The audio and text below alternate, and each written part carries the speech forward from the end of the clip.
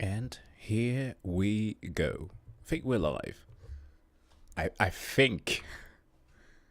Therefore I am. Yeah, I know. This is like streaming on the worst possible hour.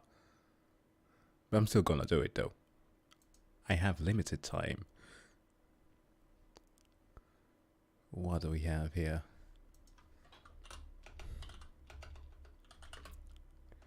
Yes, I am. Hello there.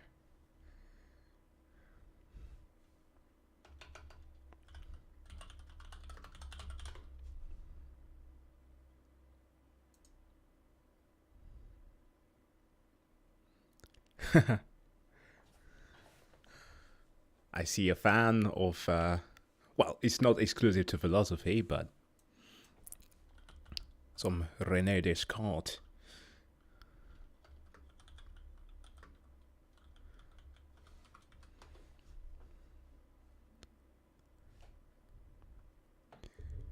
Hey there, competitive guy. And good weekend to you all.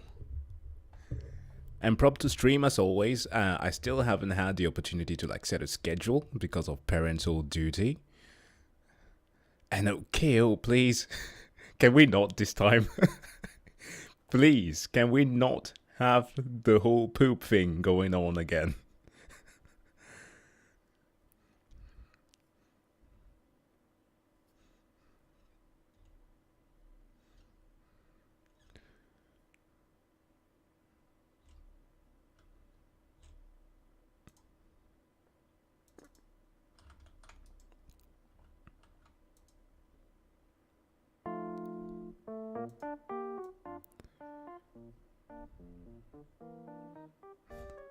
He is.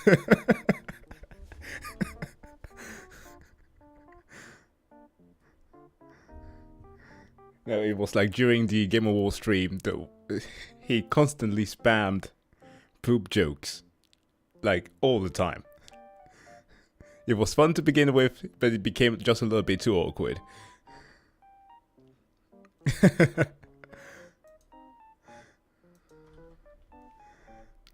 But yeah, basically today I'm just, the stream might be a little bit shorter than intended, because I have to go on and do some other things.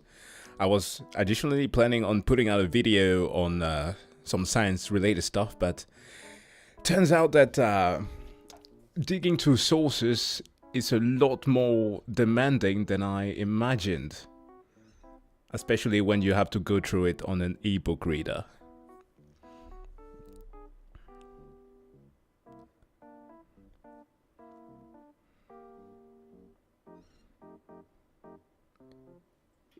Yeah, imagine I'm using this thing here called Ice Cream Reader, and it constantly asks me to upgrade to a pro version. I'm not gonna do that. But yeah, I'm digging to some information on certain hospitals in Europe to tell you guys a story. Originally, I was expecting to do this weekend, but I haven't been able to, so I will have to postpone for another day. But speaking of health, gonna watch some stuff today. Going through some of your recommendations. For one, will be a video from our boy Geopold. 5 days ago, Yeah, last time, as you remember, we, at least for those of you who were on the stream, yeah, Ice Cream Reader. We watched a video of the different Scandinavian countries. That was pretty fun. Denmark got roasted the hell out of, but it was still hilarious. So today we're gonna do one on the whole of Europe versus the US of A. This will be interesting. And on none other fact but obesity. I'm looking forward to this one.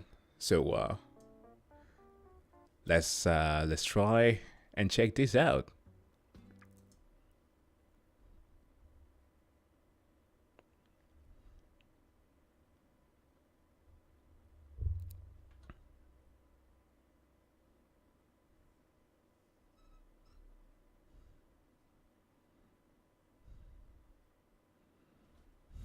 Yeah, I wanted to make a clip from Factorio to add onto a video, if it could make sense. But I just didn't want to grind to the whole thing, so I had to use Wiimote. It's too extensive, especially for like long, what do you call it? Simulation games. All right.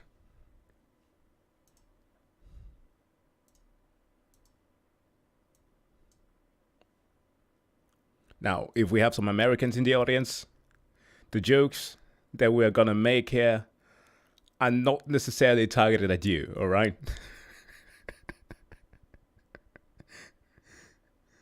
Because I'm pretty certain that he's gonna go wild on this.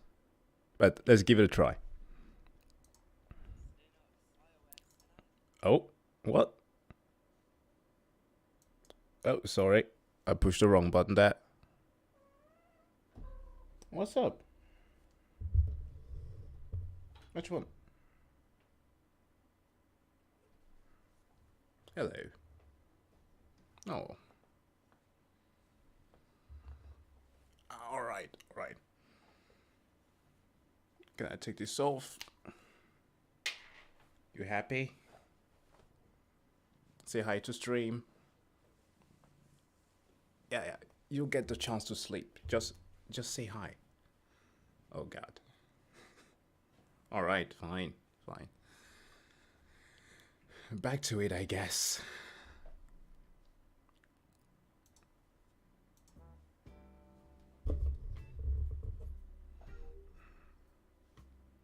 Weak Europeans can hurt you. Fine.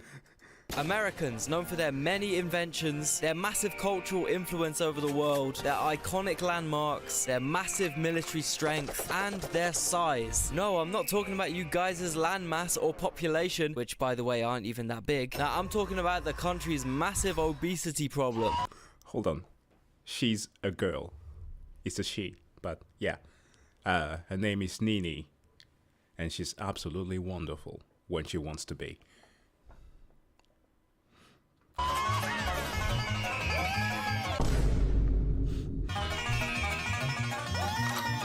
Right-wing Americans who are strongly opposed to hormone therapy on their way to eat an 8-course meal containing 5 megadose of estrogen.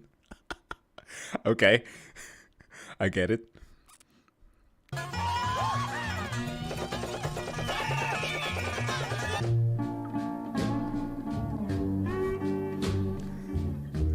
I mean, it's kind of bad.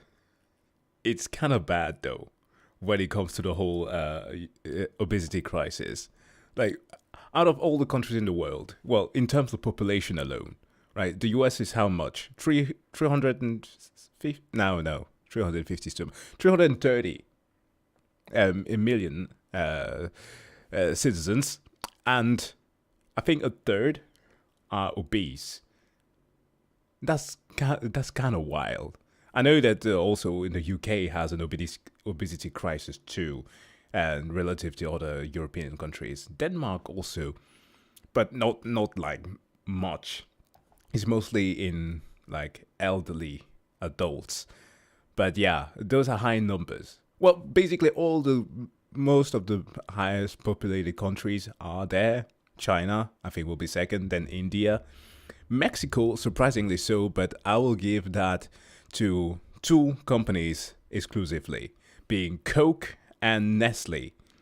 Because once I saw a news report, that was the thing that literally triggered me, where kids in Mexico going to school will not take like milk in their Lunchables, nor simply a bowl of water.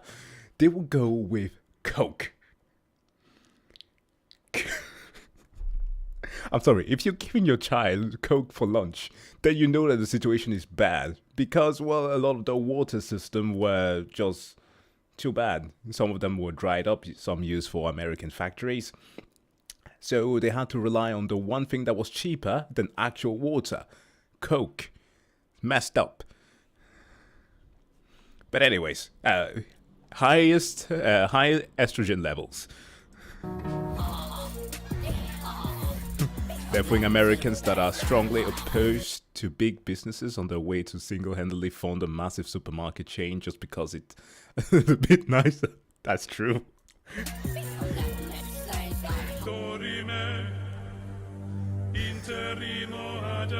I don't know what a Buc-ee's is. Oh.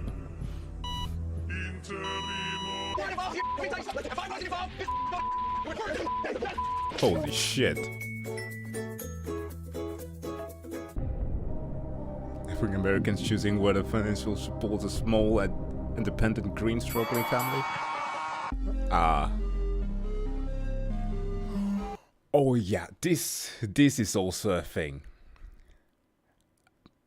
In relation to the numbers that I gave you before, like that's like in terms of just number of population. If we go to percentage-wise for countries, in terms of obesity, I think you have like the what was the country that he made a video on before? Dubai, the United Arab Emirates.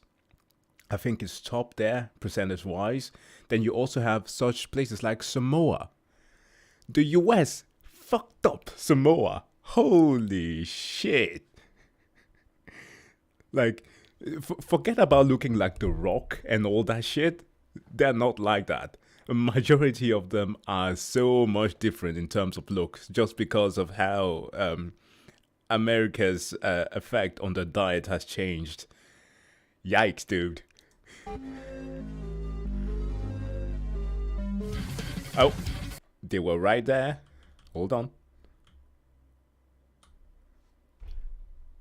Cook's Island, Paula, Nauru, and of course Tonga.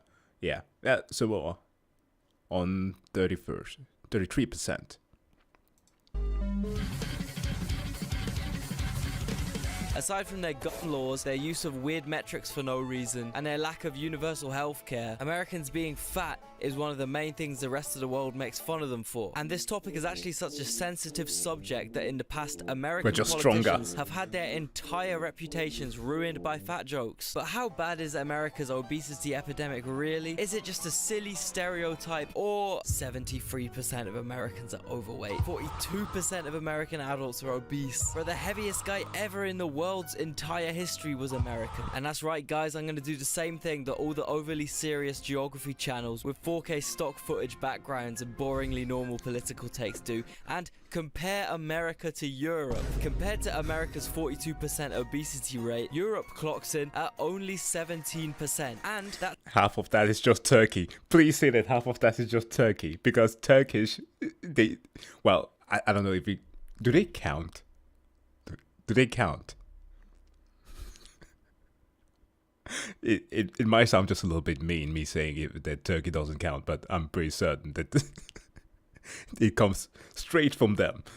That 70% is literally all Turkey's fault. Okay? Yes! I'm not even joking. If you remove the UK and Turkey from that statistic, Europe would have like minus obesity percentage, okay? And if you want to take the America pilled... Oh my god! That is... Oh, I'm sorry.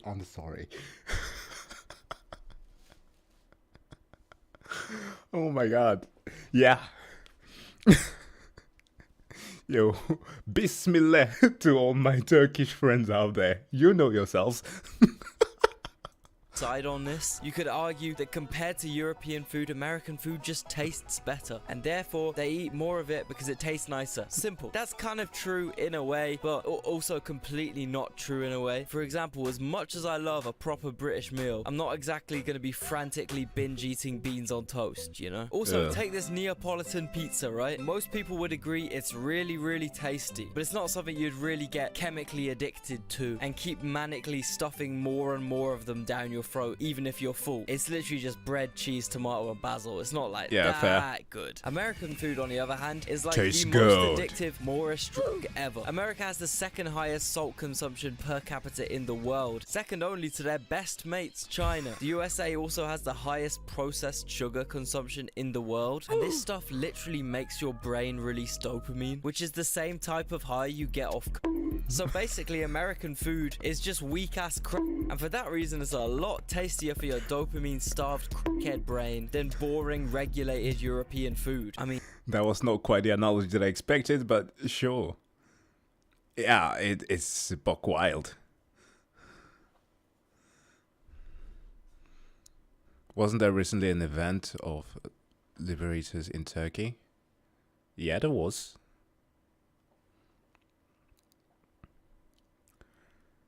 But yeah, whoa.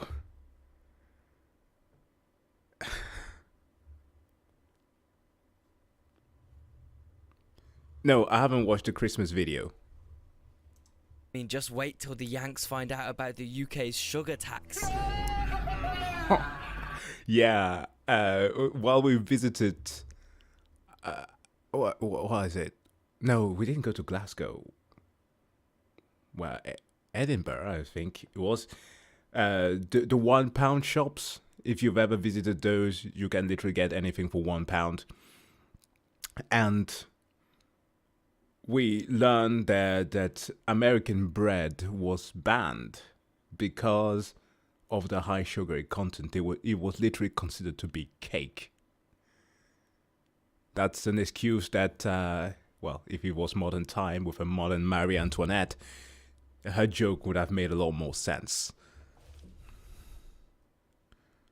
Well, KO, Jacques is I. That is my actual legal name. For those of you unaware, I am, well, my actual name is Jacques. I'm French. Remember that. French Cameroonian, that is.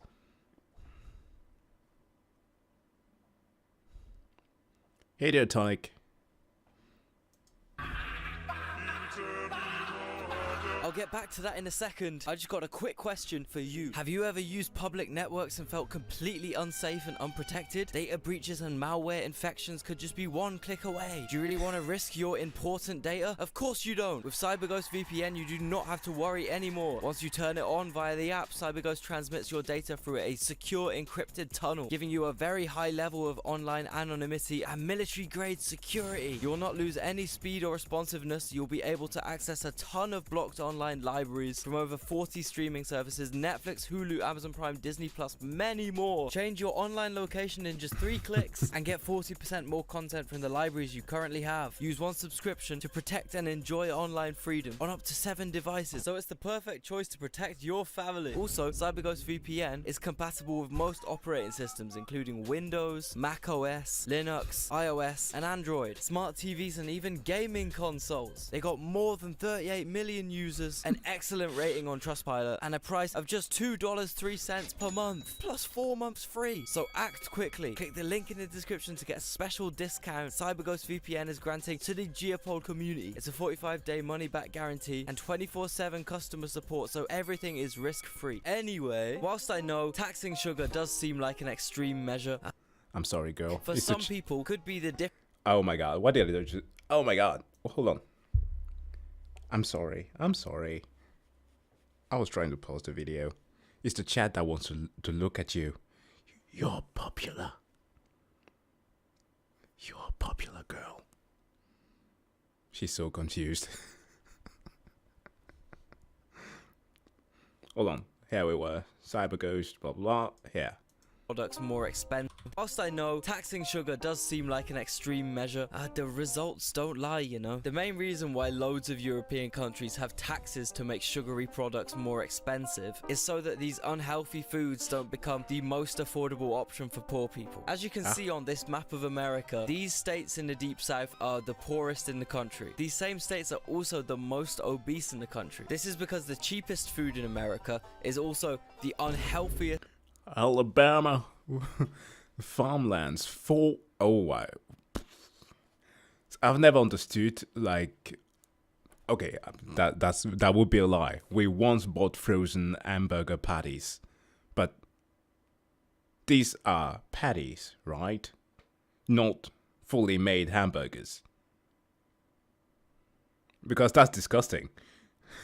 most addictive possible. Also, on average in America, the lower paying your job is, the more hours you work, meaning the poorer workers don't have time to cook proper meals, hence fast food. I mean, it's all good being a progressive West Coast hipster food influencer, telling everyone they need to start eating Greek yogurt, fresh fruit, and granola every morning if they want to lose weight. But if all you can afford is Frosted Flakes, you're gonna have to get that, especially if you're chemically wired to only... I agree with this wholly. Here's the thing, when I stream, I often try not to do the mistake that many have done out there, eating on stream, but I do always have, by my side, a bowl of greens, either greens or just fruit, right? That's where most of my ad revenue money goes to give this to myself and my child, so that we eat healthy. Because healthy product, ecological especially, are expensive. The ones where you want to avoid pesticide and stuff like that. I'm not like the type that goes whole crazy about whole grain and stuff like that. No, I'm not that crazy about it. But I do like to eat healthy and like keep my body in shape. And most of the time, nutrition is the most important part. But when you can afford that, it's fully understandable that a population will go towards like a cheaper product. That makes perfect sense. Only be able to wake up if you get your morning head rush of endorphin exploding sucrose. And then you factor in that this shit is actually marketed as healthy in the USA, and it's actually so over for any Americans that want to lose weight. So I will have you watch, at least maybe not watch, but read up on the story of Kellogg's, the guy who made it. Like, there's a whole joke about Kellogg's or cornflakes and stuff like that being made, cereals being made so that it would prevent people from masturbating. It's a literal thing, but it's a myth. But the thing is that it wasn't made by people who wanted people to stop masturbating. It was made by individuals who thought that whole grain and stuff like that, cereals as a whole, would have so much better health benefits than normal foods and meats and fish and whatever. That also wanted people to stop masturbating because they had a lot of religious superstition still built in them. Yeah, it's literally true. Let's see here. I can Google it for you. Cereals.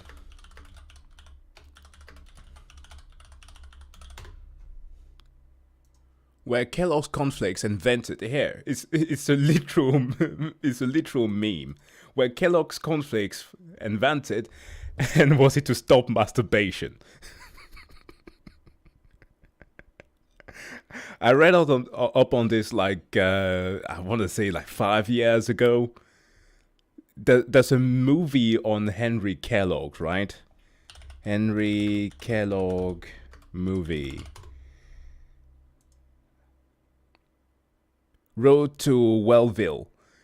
If you watch this movie, you're gonna get so disgusted at the things that they used to do to make people healthy. They thought that some of the most insane practices will heal anything. And that's beside the diet. The diet itself was insane, but I recommend watching this movie and also reading on the story of Henry Kellogg. You are gonna get so disgusted. Like, again, as I said in the beginning, I was trying to do, that is, I am currently working on a script for some videos, like scientific stuff that I want to present to you, and the people that invented and or were part in making those things. And I highly considered diving into his story, but I was like, no, that's gonna be a bit too ridiculous for my taste. But yeah, Henry Kellogg is one that I recommend checking out. Crazy dude.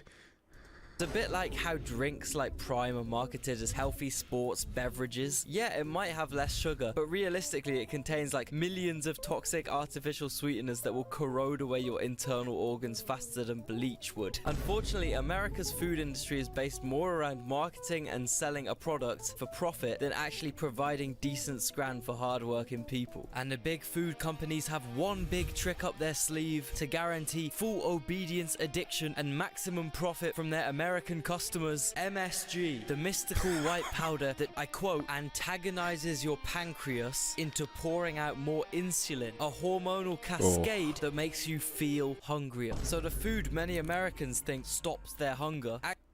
Yo, Matt, what the fuck? That's one of the aspects I never understand from competitive eating. How do they manage to get all of this down? I get a bowl of cereal, perhaps max 2, and I'm stuffed. Dude, he's an anime character. Actually makes them more hungry, and they eat way more food than they needed. Man, you know something has to be really bad for Pakistan to ban it. I mean, at least in Pakistan they use their legs, which is something that's completely unthinkable for a lot of Americans, since half of their cities and road networks are entirely built around accessing fast food chains and making sure people get as little exercise as possible. Yeah, he's not wrong. While there was an argument made, I think it was somebody explained it pretty well to me actually in the comment section for Martin Stupin's video regarding the whole infrastructure. Yes, the US is pretty freaking big, and I understand that the infrastructure is mostly built and the use of cars is mostly there so that you can get to places. And there is an infrastructure for bikes, a lot of time, not even for pedestrian lanes. It's not there, okay? I understand. But get it working, please. You can't have people just driving to locations like that. Like, a dude literally gave me one of the best jokes ever. Like, why is there even a cup holder in a car if it's not for liquor? Like, what is the parking lot in the liquor store? Am I supposed to ride there with my horse? It's literally designed for that purpose. It's so messed up. But yes, as Liquid Wasabi said there, a lot of it is really disgusting. Less than 25% of Americans walk for more than 10 minutes continuously in a typical week. And I know you America-pilled guys might see public transport as pathetic, stupid, lefty nonsense, but realistically, the 12-minute walk from your house to the train and the 13-minute walk from your train to your work, for some people could be the difference between being able to touch your toes and being morbidly ill. Also, another thing I wanted to quickly mention is how the US uses fast food addiction to economically colonize other countries. For example, the Marshall Islands, Guam, Micronesia, just loads of the Pacific Island nations. These countries once had extremely natural diets, mainly consisting of fish, which this part of the world is rich in. That was until America decided to nuke the f***ing shit out of their waters. Hundreds of bombs were tested here by the US military.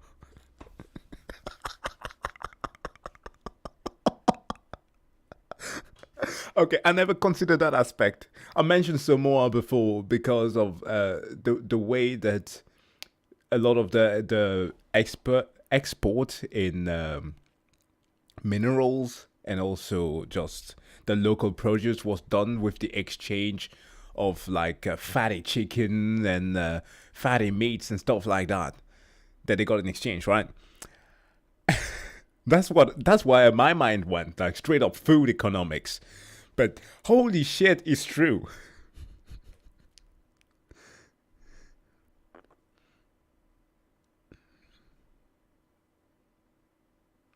Not just bike. Oh yeah, that's true. They made a video on Amsterdam. I know that channel. Well, I know. I've watched that one Amsterdam video from the channel. Yeah, that's. I should check out some of the US stuff. But that's mad. That's literally like Fallout logic. Oh, let me just nuke this thing and render an entire population and the nutrition uneatable.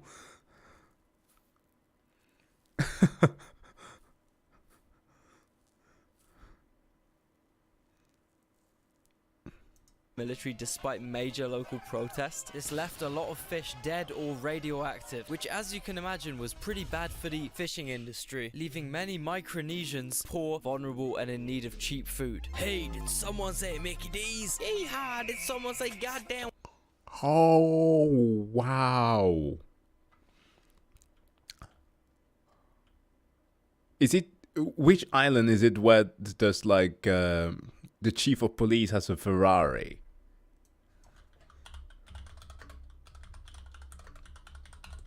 Supercar, let me see.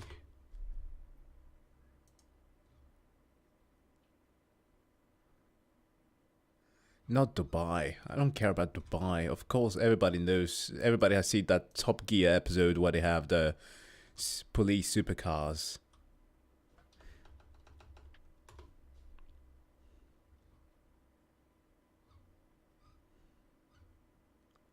Man, I wish that I could remember it, but there's one of those islands where it's basically just one track where a police officer can ride around the island, and much like this, there are like 2 stops with just fast food chains.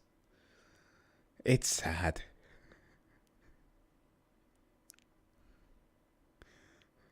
Yes, you saw that too, right? 130 tons of plutonium.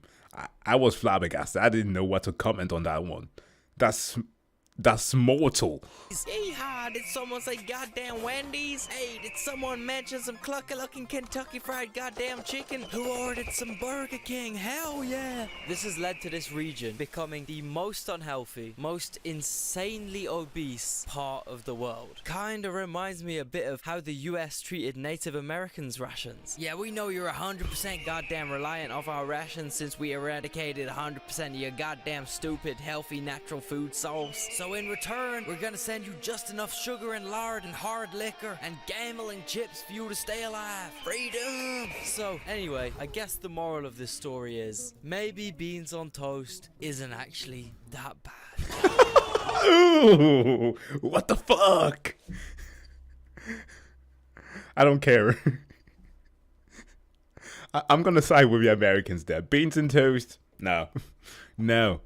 Make a chili con carne, then we can talk. But no. I had to spend a summer in the UK trying to leave off of the typical breakfast. Just thinking about the blood pudding makes me want to gag. It's not as bad as I imagine it to be, but still, it's not the most tasteful thing in the world.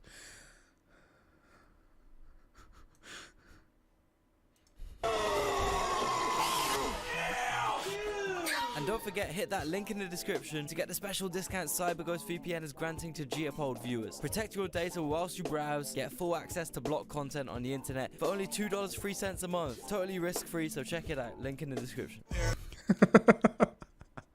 I mean, what do you want me to say? It's Britain, as they always say, right? Conquer half of the world to get spices. Don't use those spices. Like, what the fuck? Do something inventive.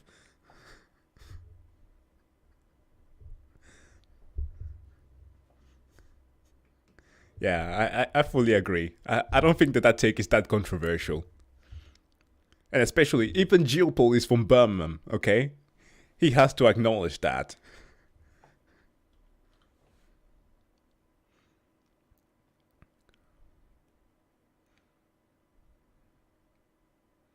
If you want to stay safe from armed America, you have a 75% chance of surviving if you just stay 10 minutes away. Yeah. Just walk. Oh. She's staring at the window. She's gone by now. Yeah, hit that like button. I'll do that, Geobold. I'm already subscribed, so it doesn't matter. Oh, you said there was a Christmas episode too. Let me go and check on the channel there. I also hope that all of you had a good Christmas. Celebrated mine pretty easily. Not easily. Pretty simply, just with 5 additional people. didn't want to do anything big this year because, sometimes Christmas parties turn a bit insane.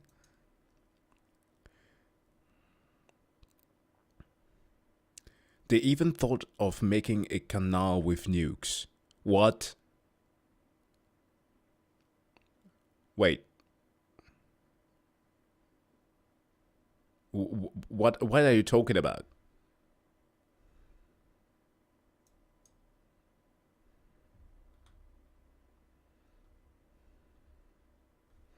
Nuke Canal, US.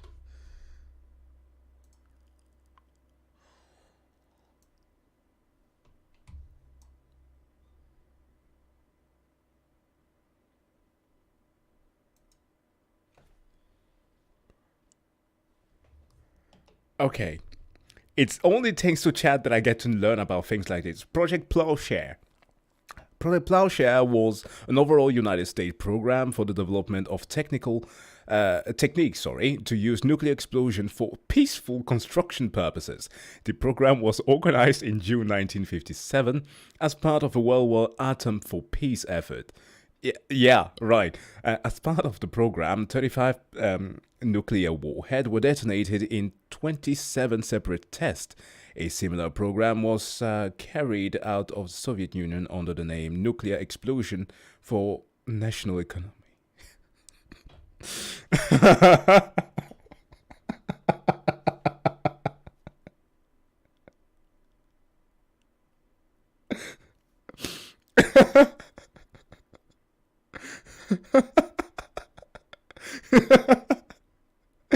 I'm sorry.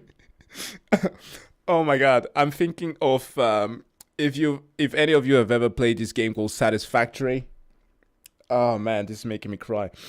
There's literally an item in there that you can use to blow up rocks, and it's like a nuclear device. They were ahead of their time. It turns out that video game logic is very much true to life. Whew. Okay, thanks for that one, Chad. I needed it. That's fucking brilliant. Wow. Okay, there's the Christmas thing there. We're gonna watch that and have some more fun. Expand. Yes. That's the satisfactory logic. It's very much like Factorio. Just 3D. Well, you get my meaning. First person. Alright. Jingle bell, jingle bell, jingle, jingle bell.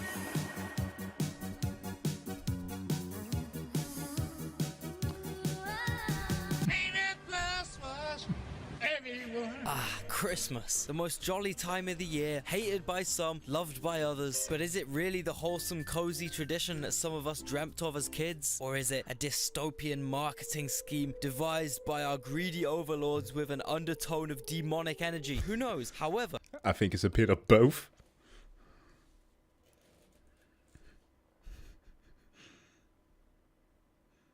I think a lot of people make assumptions about Christmas based off the very flashy, commercial, popular American Christmas culture, and they fail to take into account a lot of the hilarious, unique, old traditions any other countries celebrate Jesus' birthday with. So A little bit of oversharing here. It was kind of funny. My girlfriend and I, we were discussing a little bit about like Christmas preparation, and we were both like, at a certain point, we were listening to like classic music, like not classic, but like classic hits of all genre, and then somehow came a video of what's his name, Busta Rhyme, and oh man, I can't remember who made the actual beat for it. But at least him and Mariah Carey somehow being there in the same video, and we were both like, "Oh my god, we used to have a crush on her." Yeah, she was pretty hot when in those days, like early 2000s. But that visual of her completely shifted in my brain as soon as the "All I Ever Wanted Was for Christmas" song came into existence. Because that thing is so fucking annoying. And they keep on playing it like 3 months in advance before Christmas even hits the stores. Why do we need to listen to that? Why can't I just tune into a radio without having her voice? Her siren song. Just haunting my day.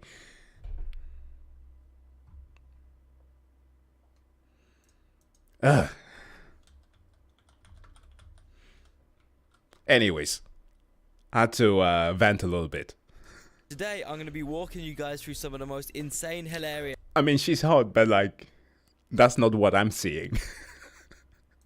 out-of-pocket Christmas traditions from all around the globe, and hopefully you'll have a clearer, more rounded opinion on Xmas by the time this video is up. First up, we've got Austria and Bavaria. That's right, nestled in the beautiful alpine snowy hills full of Christmassy wooden cabins, you can find one of the most bone-chilling, most petrifying Christmas traditions in the world. Krampus, a terrifying horned demon who runs around beating children who've been naughty. But this is just all some silly old folklore, right? No! Dudes literally patrol around Austrian cities and towns at night, ringing cowbells and smacking the shit out of anyone they think looks even the tiniest bit naughty. And there's absolutely no monetary incentive to be Krampus. Apparently Austrian dudes just be out here getting shit-faced and anonymously terrorizing their village. And these dudes do not hold back. The Krampus has actually got so violent and out of hand a few years ago that you now actually need a Krampus license. Yo! Yo!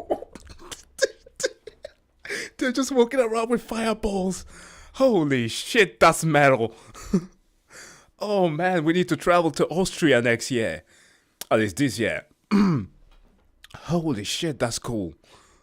Unarmed Austrian civilians wearing a fucking terrifying outfit. Talking about fucking terrifying outfits, Wales has these dead goat men called Mari Lwyd. Instead of patrolling around drunk beating up children, they just shout insults at any passerbys instead. And it's Wales, that makes sense. Yo, you fucking knobhead. Get out of here. apparently, if you invite this geezer into your house, you get blessed with good luck. And more importantly, you spare getting roasted. Maybe if you got rid of the told you ass haircut you got, you get some pictures on your coat better. Maybe Tanisha call your dog. That's she had to stop picking with the And next up, Hans Trapp. No, he's not a German drill rapper. That's right, it's another very scary traditional Christmas geezer. This time in these villages in France. And I'm gonna read you this guy's official description. Why did I not know about this? I've never heard about this tradition. Okay, according to Alsatian law, Hans Trapp was a local man well known for his greed and unscrumptious. He used witchcraft and deals with the devil to become rich. But after being excommunicated from the Catholic Church, he lost his wealth and social standing. He took to roaming the countryside disguised as a scarecrow. At some point, Hans Trapp became consumed with the idea of tasting human flesh. He lured a shepherd boy to his death, then cooked him over a fire. Before Hans Trapp could take his first bite, however, God, finally feeling that things had gone too far, struck him with lightning. Hans Trapp died, but he returns sometimes on Christmas to go from door to door looking for children to... No. The people who are making these stories are bugging hard. They were like, Ebenezer Scrooge who? Fuck that, we're gonna talk about Hans Trapp.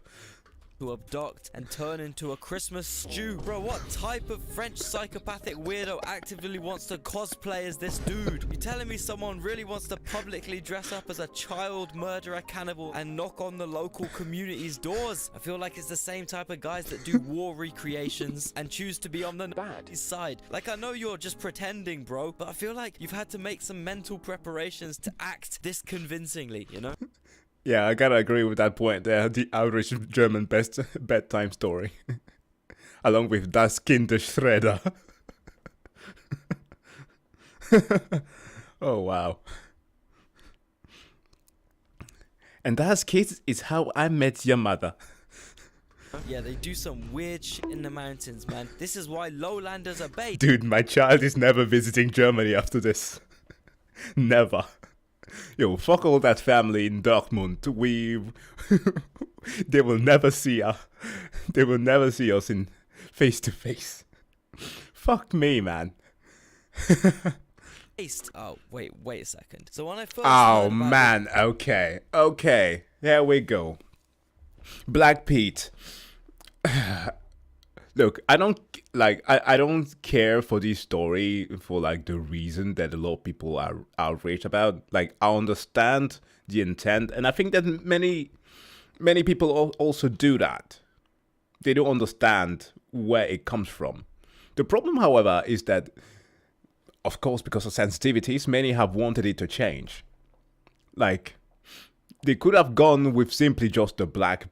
I don't even care if they go with blackface, but the fact that they went with the red lips, that just goes to that they wanted to emphasize something.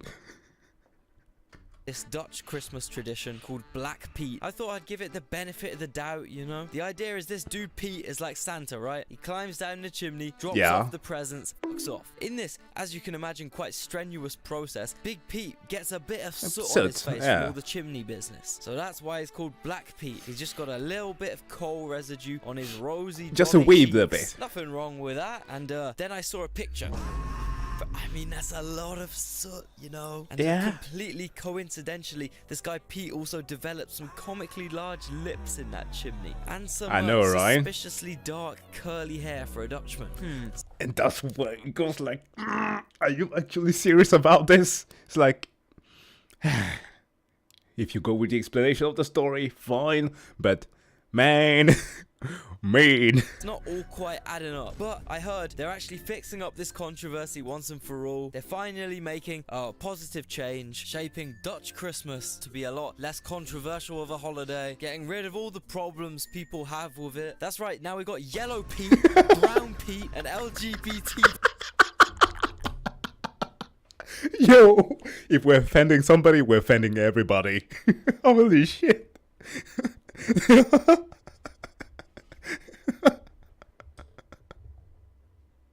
You get offended. You get offended. You get offended.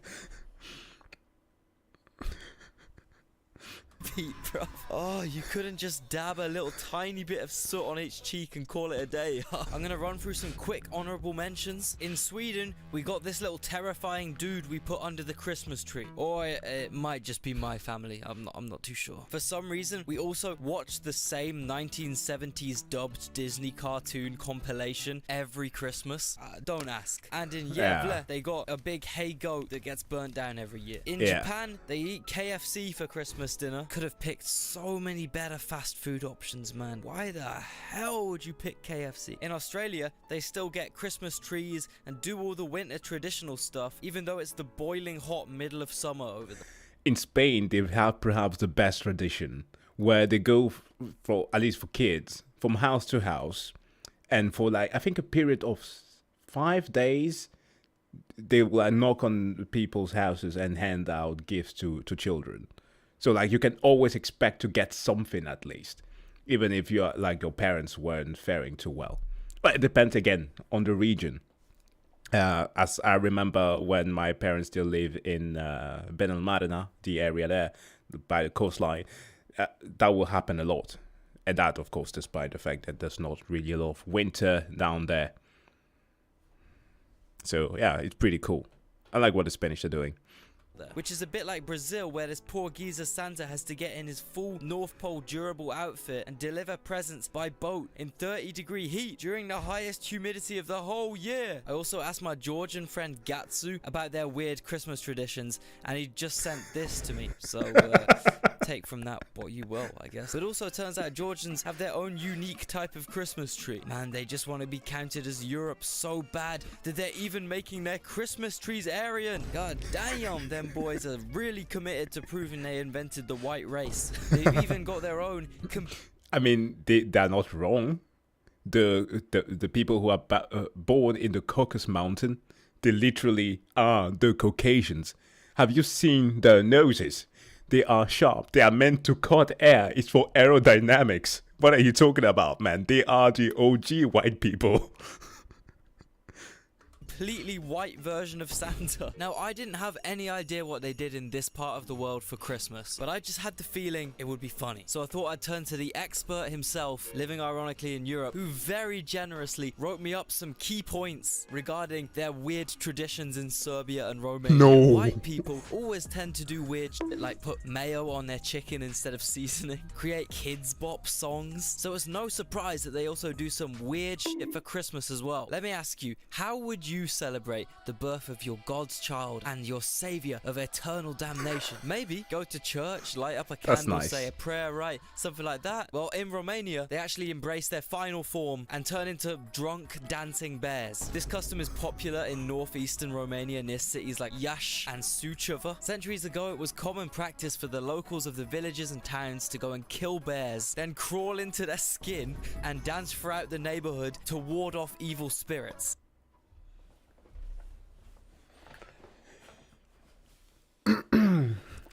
How do we apply for citizenship in Romania? Because I want to do this. I want to do this. Holy shit, dude! You go out and wrestle bears, and then you skin them. You're just enacting like a scene from The Revenant. That's beautiful, and also metal as fuck.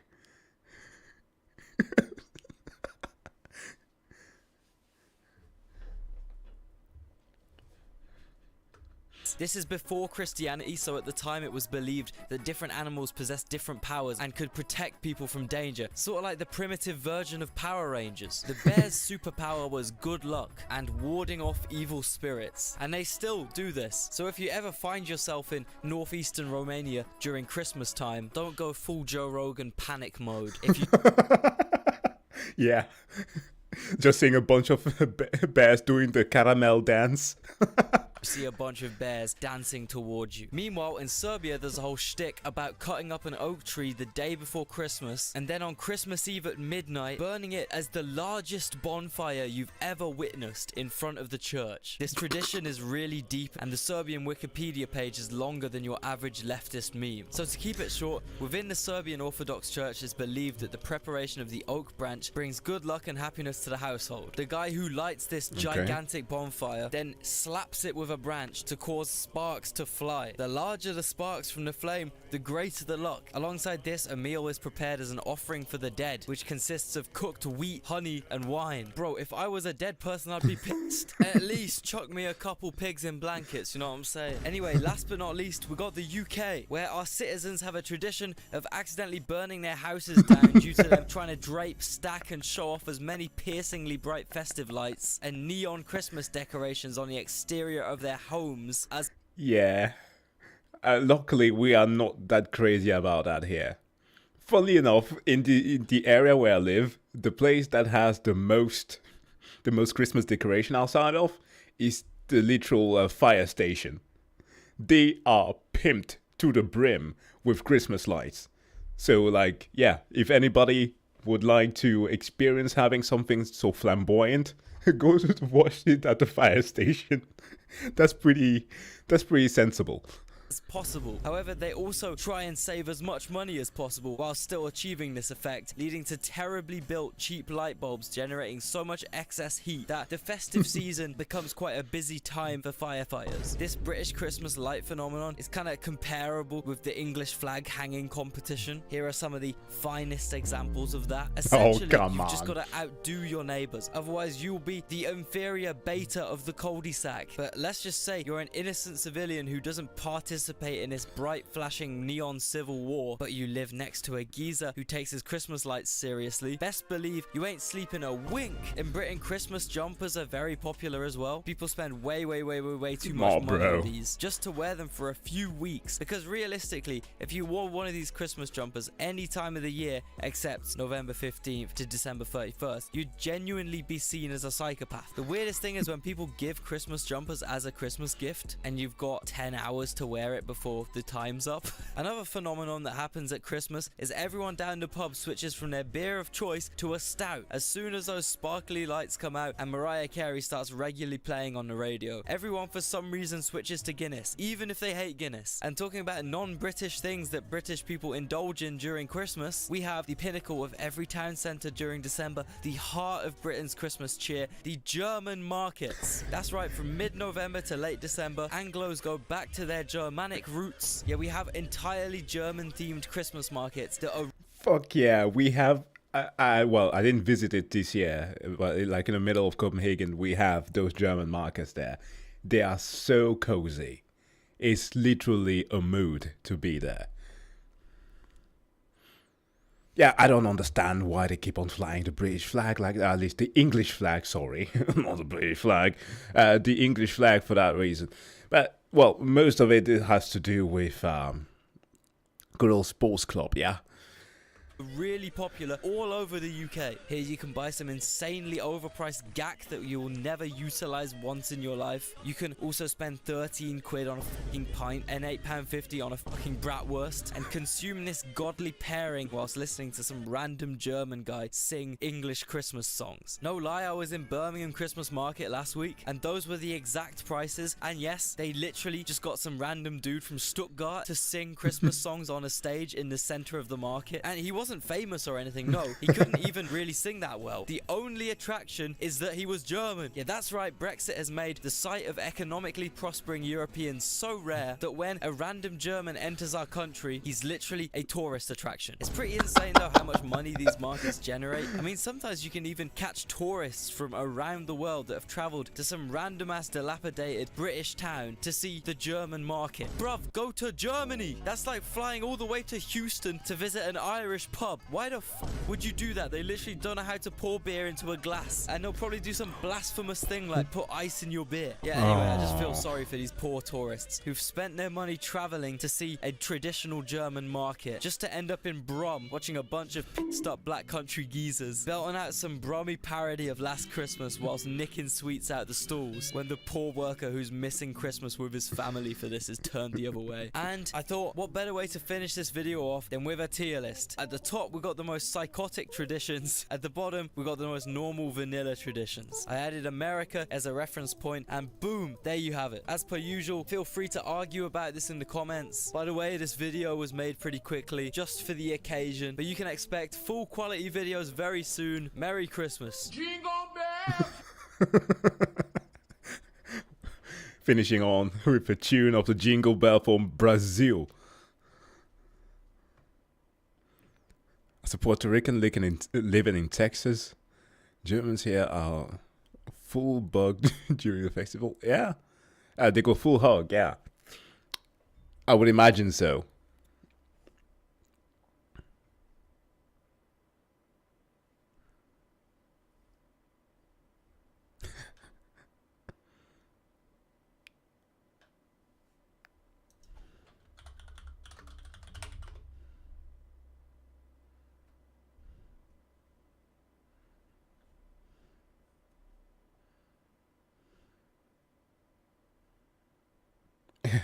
Oh, mine.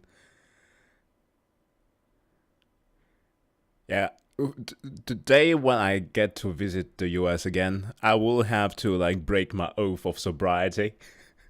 I'm saying that in a way as if I was like an alcoholic, but like I really do not like drink alcohol, but like I will try to taste the different beers that they have out there.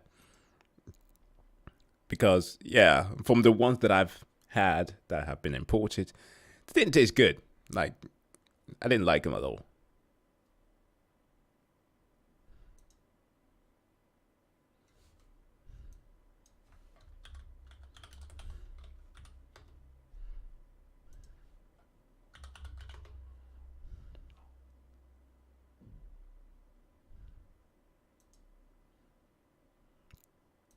Mart's live channel. What does he have there? I will not watch any of my summer car video until I'm done with my own.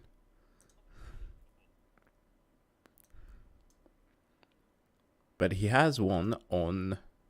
Wait, what the fuck? Deporting immigrant... No, don't tell me it's that Border Police video game.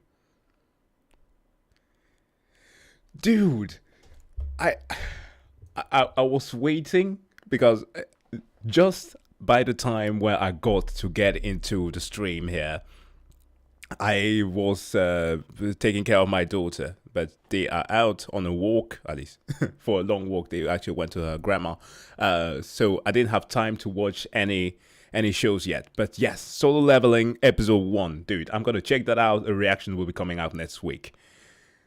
I don't care if the are not fans of Manhwa on the channel.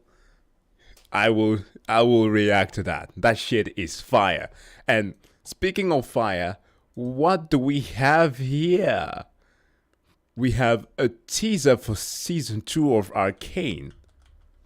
Well, shit. Riot on Netflix.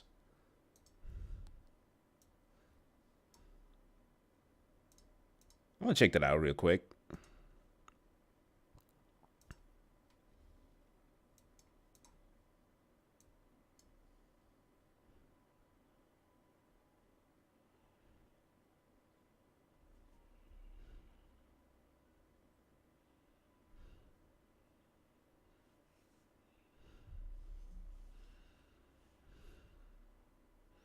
Oh.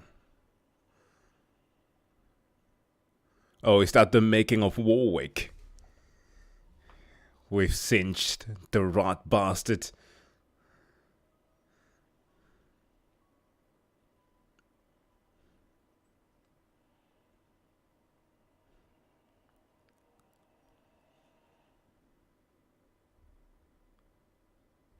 Oof. November. Well, that's gonna take some time before that comes out. Actually, wasn't even expecting it before 2025. But yeah, Arcane looks... Oh, sorry. I caught the audio. Oh my fucking god. My apologies. I'll just decrease the sound so that the music that I had playing on in the background didn't come through. Back to it then. We'll watch it again.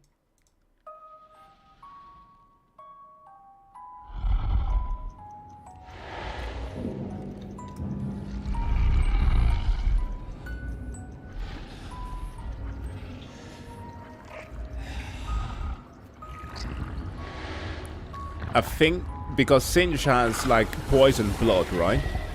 So I think he's feeding Warwick with his blood.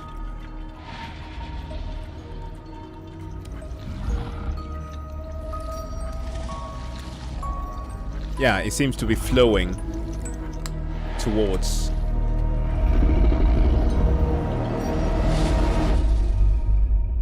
Shit. This is gonna be hype. The first season was so good. And also we did get a confirmation from the devs at Riot that Arcane is canon. And like most of the things that are also happening in like games like Legend of Runeterra are also canon. So I don't know if they want to do some multiverse stuff, but whatever they have in store with the future MMO, it's gonna be nice.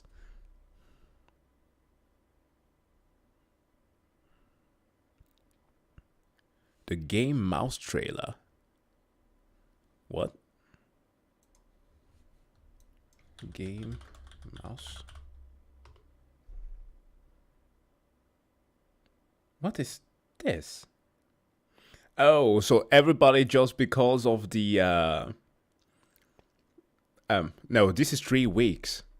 But I guess that they had that in store. Infestation. Holy shit. Like, so apparently because Mickey Mouse went into at least not Mickey Mouse himself, right? That's not the word that the name that we need to use. Steamboat Willie is now in public domain. Then I guess most studios are already prepared to release games that are targeted to that audience and something to do with the character. Anyways, okay, Game Mouse. The Game Mouse. I have a Let's watch this. feeling this isn't over yet.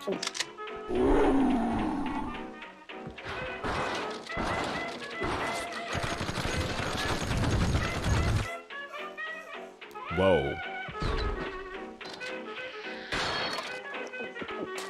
How do you even do this?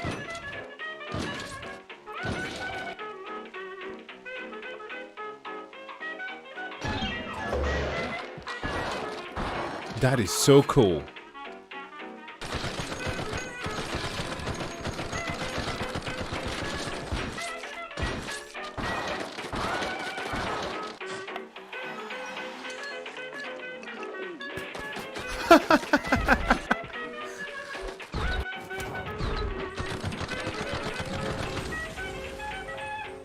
Oh, that's nice. 2025. Okay. I like those type of visuals. They're so unique. Wow. I didn't imagine that. Okay, sure. Cuphead had something similar, but like as a first-person shooter, that's something else. I would imagine that the process of making those visuals is a lot easier to do with like a 2D platformer. But okay, that's nice. Like we've had video games that employ methods like that. Even Warhammer recently, right, with Boltgun, did something like with the retro aesthetic, where you have the vertices in your character models not actually being 3D, but like they just spin around. They are just front facing you all the time, but if you go to different angles, they will just see them spinning around. That's pretty cool. Yeah, I'm gonna get that game when that releases. All right.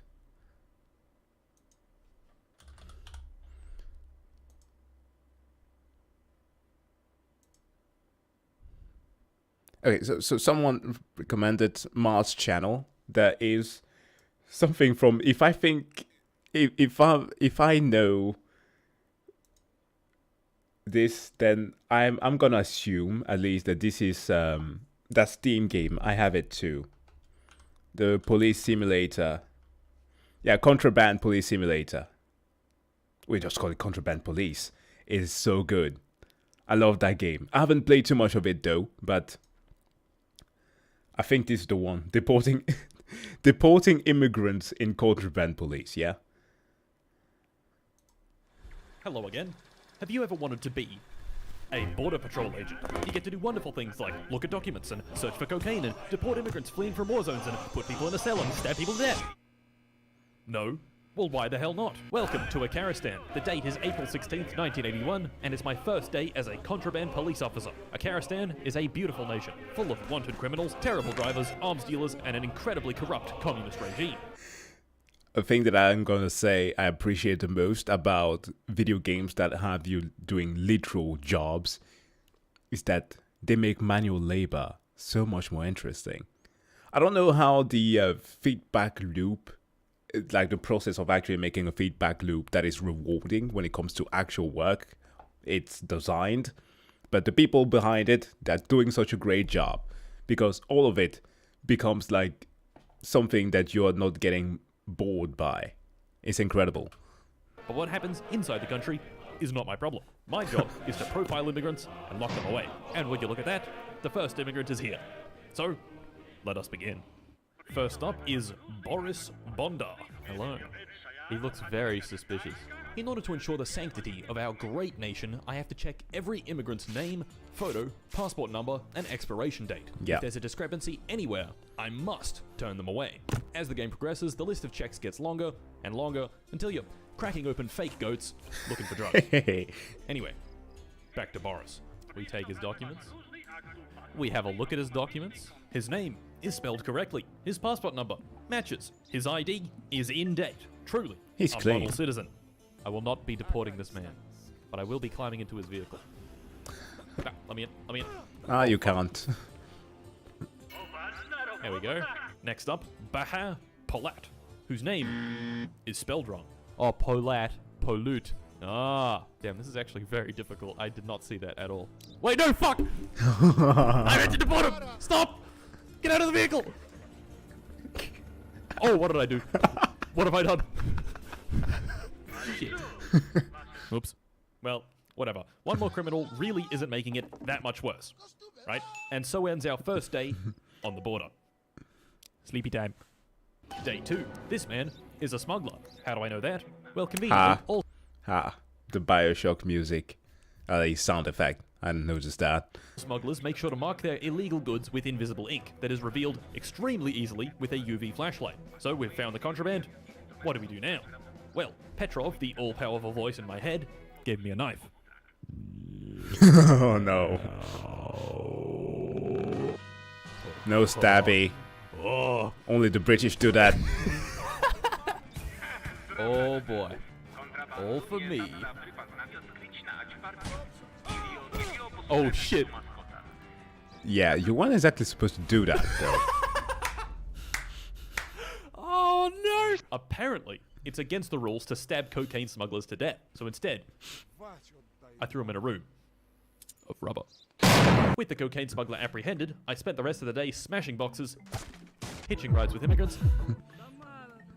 Why? Why? Now let me in. Oh shit. You have to stay in your post. Wait a minute. What? Can I just keep going? Yeah. Putting the outpost into debt by spending it all on War Thunder, the sponsor of this video and the most course. comprehensive vehicle combat game ever created. 2,000 vehicles, tanks, planes, helicopters, the funny, all intricately detailed and modeled down to the smallest detail. And best of all, it's free. In-depth customization. You can do this, or even this. Look at these graphics. Look at them. Press your eyes into the screen. Look at the graphics. 4K graphics. Oh my word, the 4K graphics. Beautiful music to relax and chill to. And an otherworldly atmosphere. What do I like about War Thunder? I'm not telling you. Actually, I am. It's this thing, my very own sticker. That's right, you can shoot hot lead into people while donned in the most incredible, ludicrous, crossing drift known to man. Gentlemen, you are now convinced I'm controlling your mind to click the link in the description or pinned comment and start playing War Thunder right now on PC, Xbox or PlayStation for free. And get a free bonus when you sign up or have been inactive for more than 6 months. Premium Yo, vehicles. hold on a minute. Everybody's talking about paper, please, there. Oh yeah, that's true. That's the other one. I haven't played this one yet, but it basically does the same.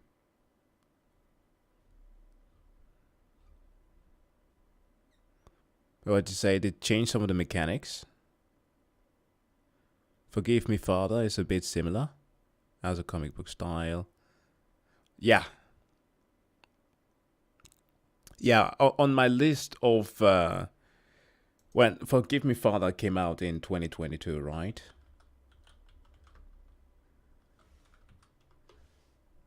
Oh, when was it? No, 2021. Well, anyways, on the list of games that have that aesthetic, I have that Fashion Police thing there, the one where you fight against the Redditor. It's pretty funny. It's so much filled with memes. Bolt Gun would then be a part of my top 5. Forgive Me Father, and what else do we have? No, actually the sequel is soon to be releasing. And, oh my god. I'm thinking about another one that was... It's a game that feels like Cultic, but it's not Cultic. Cultic is good, but it's not quite there for me. But yeah. Anyways, there are a bunch of those that follow the aesthetic of the Mouse game there, but like with that retro look. It's pretty nice. But yeah, with War Thunder, we get all the military leaks that we will want. Boosters, and most importantly, my decal. Oh. Day 3. It's time to buy a gun. Meet Vlad, the shopkeeper and arms dealer.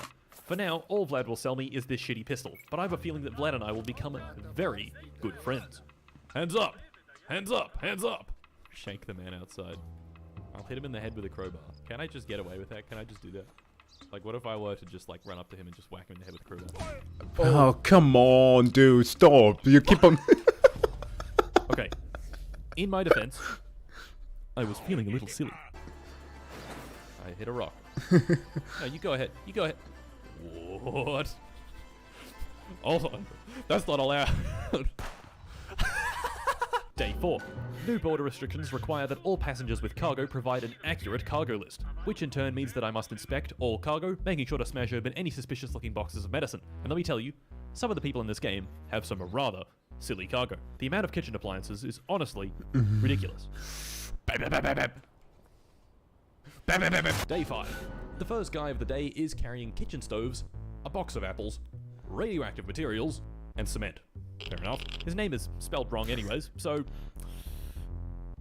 fuck off. The next guy pulls up to the Yeah, the cement or concrete part makes sense to prevent the radioactive material from leaking. well, it depends on whatever, if the material that's inside is still fissile. border outpost, hands me his documents, and sneakily, while I'm not looking, drives off. Hey! Hey, stop! Get that motherfucker! Stop! Oh shit! Get back here! Stop! You're under arrest! Box him in! Out of the car! That's great. Oi! You dickhead. Traffic jam. Off, please. Once that dickhead was arrested and thrown into the rubber room made of rubber, I got a phone call from dispatch. I kind of wish that we could do that in real life. Like, police officer goes like, get out of the car. No, you get out of the car. Go get your own. They've lost contact with Sergeant Gavrilov, who was hot on the trail of the Blood Fist? Sure. Whatever. I hopped straight into my van with my boy Captain Sorokin by my side and drove to the lumber mill where Gavrilov was last seen. Alright, we're at the sawmill. What's going on here?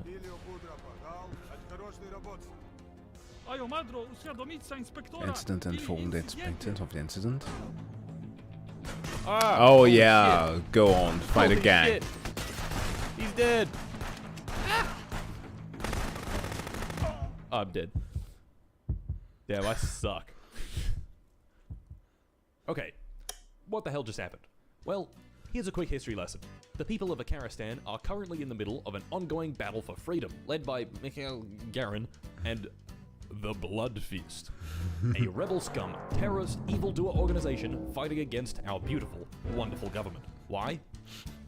I don't know. Sergeant Gavrilov was supposed to be in charge of tracking down this Garin guy, but as we just saw at the sawmill, he's a traitorous bastard who killed my good friend, Captain Sorokin. All this really means is hunting down the terrorists is now my job, which is really a pain. I'm just here to punish immigrants for faulty passports and sniff contraband. Why is this? This is my job. Was I supposed to die there? I think I was. Oh, I see. Damn, straight up shot some foos. The tutorial is over, which means if I put the checkpoint in dead again, I get fired. Day 6. Well, I never made that it so was, far into the game. that was interesting. It's just a little game about, you know, the border. Documents, please. Yep, that's valid. Is this all valid? I think he's good to go. Approved. Yes! Hello, sir. Foreskin inspection day is in effect. Documents, please. Oh, please, do not touch the PP. Oh, I didn't see it. Wow, that's really hard to see. That's a Y instead of... Okay, interesting. Varlik. Passport number's completely off. That's out of date. This guy is just all over the fucking place, man. Alright, so you're deported. Goodbye. His penis did not pass the inspection. Damn, I'm on a roll. Aye, what you got for me? Vengeance source. Pay off my debt, so please let me in. Danger. I have to take this course to pay off my debt. Please let me in. They're giving me the moral dilemmas. I He's do not really gonna like do it, is deporting he? people, though, so he might be a bit unlucky on this end. Yeah, I'm sorry, brother. I do not care. You are being deported. And The only thing on Mar's mind there was, here comes the money. that's it for day 6. 5. Perfect. Inspection. After work, I decided to drop all my prisoners off at the daycare and got this ominous warning before leaving. Surely that isn't anything important. Oh, what the fuck? Oh, shit! Ah! Run! I drove to the wrong place like an absolute fool, which means I need to drive back through past the attackers to where I need to go. I suppose I'll have to do some... Well, in the least, you get a beautiful map that you can have with you, unlike in my summer car. I'm still getting annoyed over that. Like, some have recommended that I actually have in my playthrough of it to include mods, and I've decided not to do it But like for every single day that passed, I was tempted to go to the freaking, what's it called? Not Vortex is the thing that we use, but to the Nexus mod manager to download the mods that over there, because Jesus Christ, that game is tedious. Impromptu police work. I'm gonna use my car as cover, and I'm gonna just hope that these prisoners don't get fucking destroyed. Oh shit! Leave! No, get out there. Okay. No! Out of the car! Out of the car! Kill! What's it? Oh. Yes! Sit. Can I loot him? No, don't give me this power. What is this? On my way to the correct destination, I ran into even more wanted criminals. But this time, my chat had a brilliant idea for how to get rid of them. Run them over? Over. Yeah. Oh, Obviously. something with that. I'm going in! Deja vu. Away! That actually worked. Day 7. Today, I received some rather ominous junk mail. Now listen, you may read this and think, Mart, you hot.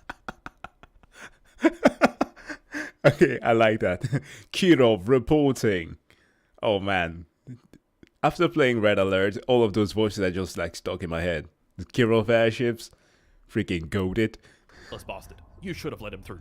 But if you look very closely at the photo attached, you can see a Shutterstock watermark. Can you believe the nerve on these people? Okay, back to work. Next. What? We're under attack. Oh my god, I have 3 bullets. This is unfortunate. I have another gun though, don't I?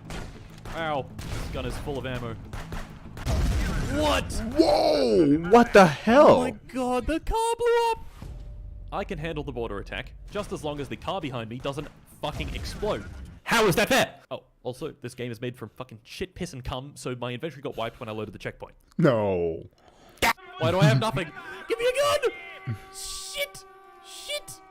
I'm Pick hiding. up a Put me rake. in the cell. Put me in the cell. No! Constable Novak! Oh, gas pipe, knife, and a spade. Ah! Ah! There's a grenade! What the fuck is going on? I'm just saying. Yeah, I'm dead. Okay.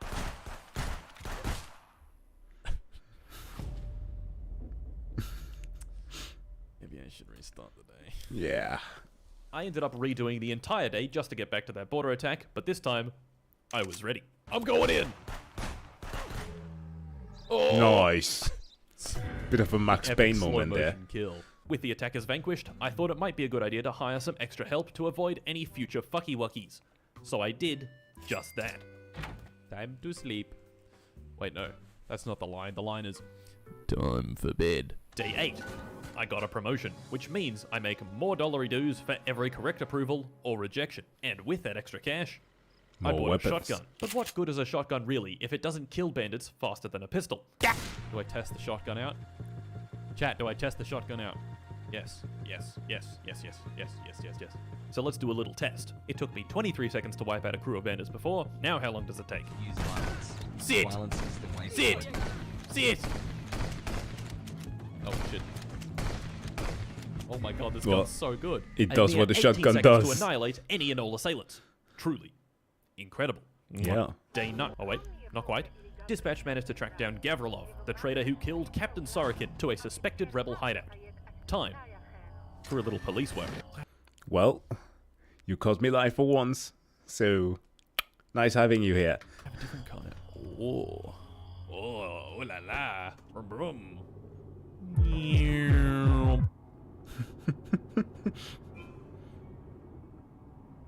Follow Gavrilov. Okay.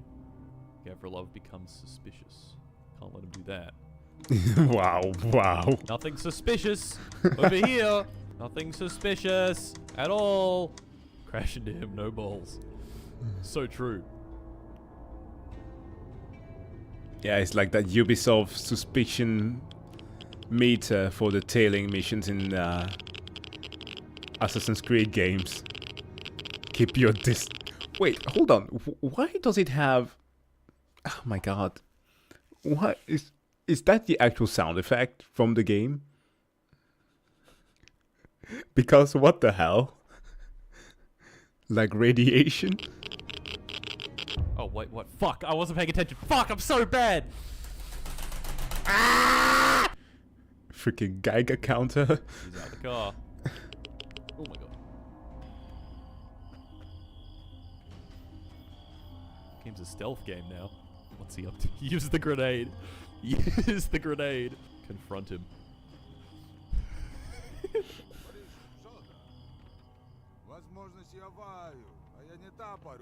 Okay, right here the game offers you a choice. Join Gavrilov, fighting for a better Akaristan, free of corruption, a paradise on Earth, a place for all to rejoice. Or beat him Or- up, arrest him, and maintain the status quo. Arrest him. Arrest. Arrest. Arrest. I think the chat has spoken. You're under arrest, Gavrilov. Great work, fellas. Lock that fucker up. We love the government in this house. Alright. Day 9. After slaughtering more than a dozen evildoers at the police base, I was granted a whopping $800 dues. More than enough to purchase a brand new submachine gun from our good pal Vlad. And what better opportunity to test it out than on some shit-sucking bandits? It's actually interesting that they're making use of the euro dollar here. Because yeah, that's the thing that they would do for many banks in the past. Actually, during the reconstruction time after the Second World War, where a lot of people got the idea that putting their money in British banks was a good idea to become tax exempt. So they went and put the dollar in the UK. So that's why with the influx of US dollars and the use of the value of the euro, that's why we call it euro dollar, basically tax exempt dollars located in Europe. Oh shit. Wait, this is a good chance. The Soviets made use of that quite a bit. Sit. Get out the machine gun. Get out the machine gun. Grrr, grrr. Holy shit. And time. 12 seconds, baby. New PB. Sit. Day 10. Basically, nothing noteworthy happened. Except for this. Akaristan. He's a Karistani. What? Bodied. I mean, I got a perfect inspection, but Constable Novik, he's dead. Fucking dumbass Constable Novik. Jesus Christ, man. Day 11. Another great day in Akaristan. Yep. Constable Novik is fine. Constable What? Novik is alive again. What? Who are you? Where is the real constable? What are you? On day 12, I got promoted again, which means I can buy a rifle for...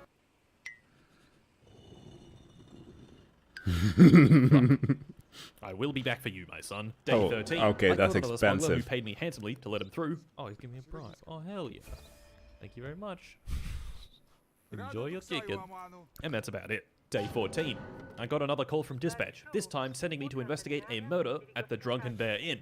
But this isn't just any murder. This is a murder mystery. Ooh. Gentlemen, put your detective caps on. First things first, let's do some investigating. Out the back of the inn is our victim, Oleg, and inside are our suspects. We've got Yegor, the cleaner, Vasil, Timur, Petrovsky, and the bartender. The bartender tells me that yesterday was nothing out of the ordinary until the cleaner came to him saying a man was dead out back. Talking Okay. to the cleaner, he tells me he saw Oleg get in a fight with a man wearing a beret over a game of cards before the murder. A little bit sussy. Suspicious. Vasil, the guy wearing said beret, tells me he wanted to kill Oleg, and then doubles back and blames Timur instead. Very suspicious. Petrovsky tells me he's worked with Oleg for years and was there to celebrate his promotion. He blames Yegor, who apparently has a lot of outstanding debt. Even more suspicious. Yegor also tells me he was there celebrating Oleg's promotion from the previous night, and he had no reason at all to kill good old Oleg. Extremely suspicious. Timur tells me he didn't want to be at the bar at the first place and would have preferred to stay home. So, who done it? Using my extremely high-power deductive abilities, I concluded that Timur and the cleaner were innocent. The Yeah. game then prompted me to take a walk over to the gazebo. Oleg also. I died. What? Wait, what? Somebody knock you? Uh-huh. Oh. The murderer got you. Turns out I was, wrong. Shit. Okay, jokes aside, this mission seems cool at first, but it is absolute fucking Shit. It's really just guess and check until you narrow it down to Timur and the cleaner when the warehouse finally gets unlocked. After that, you just interact with this inconspicuous scrap of paper on the floor, which I, of course, figured out in a very reasonable length of time and did not spend 15 whole minutes playing prop hunt and blowing myself up with a gas canister. Oh. When you finally do find the note, it turns out to be a literal murder confession from Timur. You don't even get to carefully deduce who did it, it's just written out for you. The game gives you another chance to side with the rebels and set Timur free, but honestly, if you don't arrest that rat, I don't like you. Day 15. I finally bought my beautiful rifle, and I took it for a test drive on a gang of thugs I stumbled upon earlier. Okay. Damn. Okay. A new PB of 2 seconds. Quite impressive. Day 16 and 17, nothing really interesting happened. So moving on. Day 18. COVID. Oh, fuck. COVID. Because it's like, Oh my COVID. it's like a pandemic. Are you kidding me? That's a bit on the nose for a name to have. Come on. Come on. Day 19. Apprehend a smuggler, reject a man with incredibly suspicious cargo. Or chemical 3 cucumber barrels. What? Why are you transporting cucumbers? Chemical agents. Watch Constable Novik almost get run over. Again. Constable Novik, man. The nonchalant attitude he has. I get killed. Buy a sniper rifle, which turns out to be pretty bad, and then go to bed. Day 20. Nothing. Except for War Thunder is the most real 100% video game ever created. Download it now for free. Get the bonuses. Get the cool ass decal. Please listen to me. I don't have much time. Here are the secret documents revealing the shell specifications on the M18. Download War Thunder right now and start abusing people in the forums with this knowledge. Days 20 through 25 are all more of the same. Just contraband police work, I suppose. You know what? Maybe you were right at the start. Maybe being a border police officer does suck ass. 4 days just passed, and the most interesting thing I saw was this guy with one Revel. singular Oh, Cole. call. Day 26, a call from dispatch. I must report to the labor camp immediately and bring a gun. Upon arrival, they load me up with ammo and tell me they have the lead. Contraband Police. It's a pretty fun one, at least for what I've got to play and from what I'm seeing right now. Recommend it at least.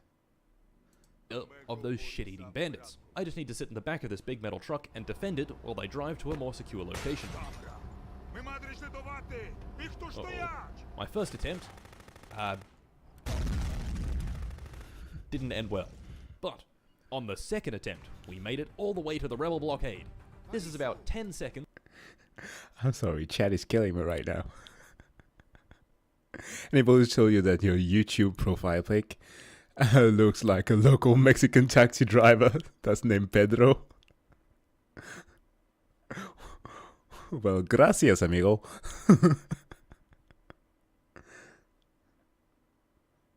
No, nobody has told me that. But thanks. I might change it in the future.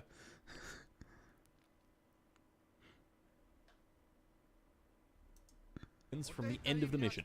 To complete it, all I have to do is listen to this rebel's instruction. Shit. Oh, fuck me. Too trigger happy, Mart. But they're the bad guys. I have to redo the entire. The only reason I couldn't kill them, the only one, is so that I can canonically kill them off camera 10 seconds later. Yeah. What? The fuck? Day 30. My boy, my brother, my closest friend Vlad, was robbed. Who the hell would do such a thing? I hunted down the fugitive, you piece of shit. I'll kill you, into the tree, and locked that fucker up. I made it back to the outpost, and in the middle of the afternoon got a call from dispatch. There's a gathering of rebels at the Drunken Bear Inn. The leader of the rebels, Garen, is in attendance, and I'm tasked with taking him out. So I Final show mission. up, dramatic drama ensues, I shoot about 300 men, make my way inside, find a secret room, get choked out, and stab that fucker in the neck. You won the game. There we go. Game done. Thanks for watching, get subscribed. Goodbye! Seriously? Oh, back to Kerbal Space. I was trying to pause there. Wow. That's that. That's how it ends. Nothing grandiose. Okay, I guess.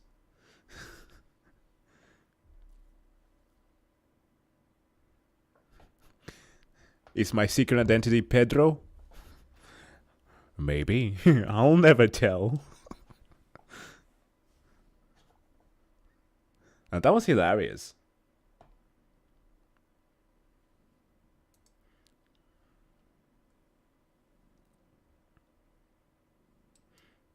I don't know much about Ominous warning these before leaving. types of... sorry. Hold on.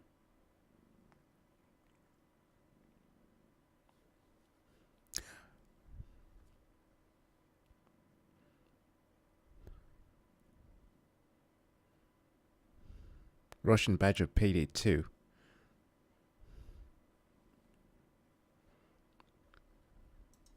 We did watch the Chrono...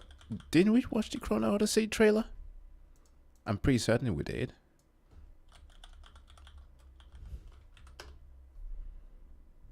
Oh, no. Oh, sorry. I confused it for something completely different. What the fuck is this? Okay. Chrono Odyssey.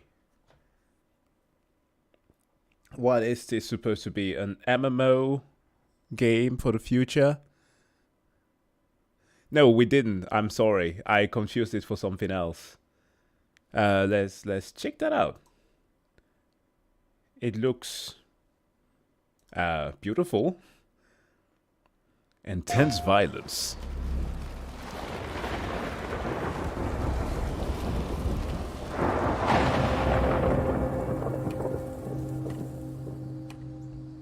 Well, as we mentioned, solo leveling there. That looks like the Shadow Army.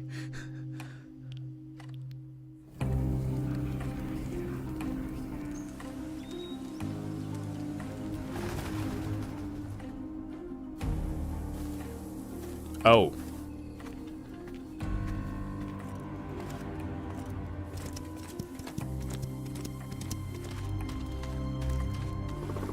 Impressive.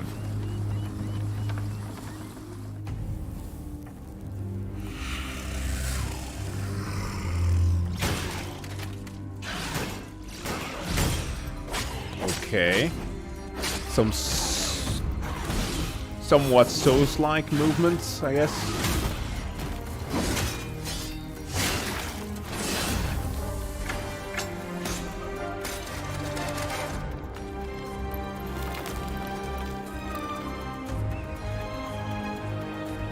Wow.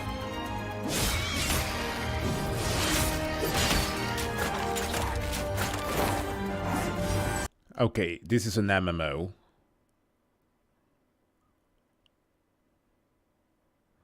No, come on, it does not look like Golem. Yeah, I get what you're referring to. The character design that some of those had, yes, it was like that, but yeah, it does not look like Golem. Yeah, I do see some Elden Ring comparisons here. Also, there's just a cinematic shot of the city before made me think of Baldur's Gate, but like more in that third-person view and fast-paced combat. Love it.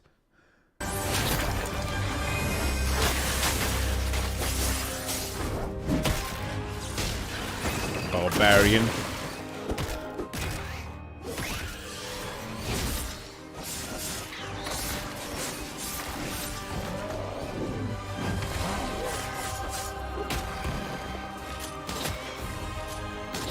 Okay.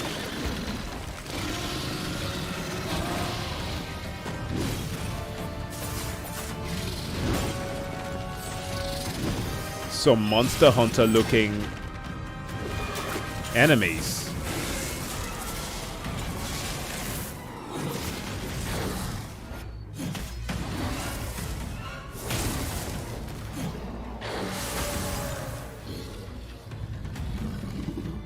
Whoa.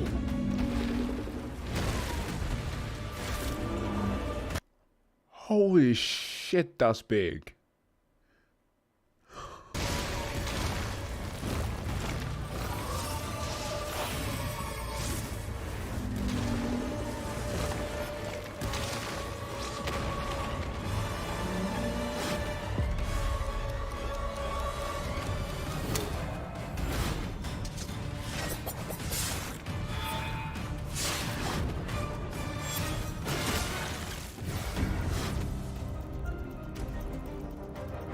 there comes the chrono part of it, I guess.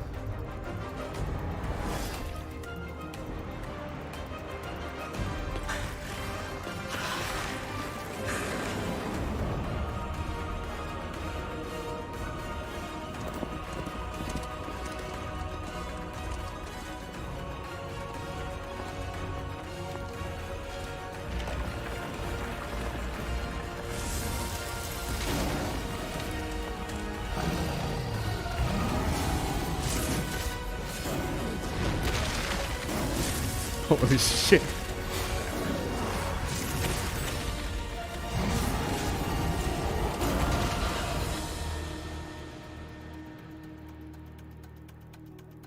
It's a pretty cool balance between a lot of elements.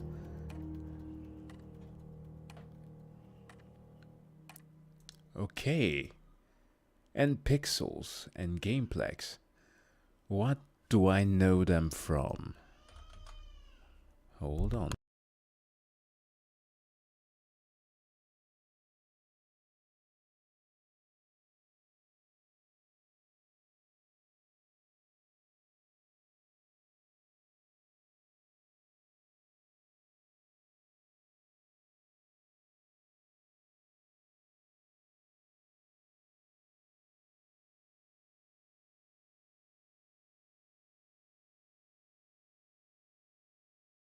Okay, they are known for like some type of gacha games.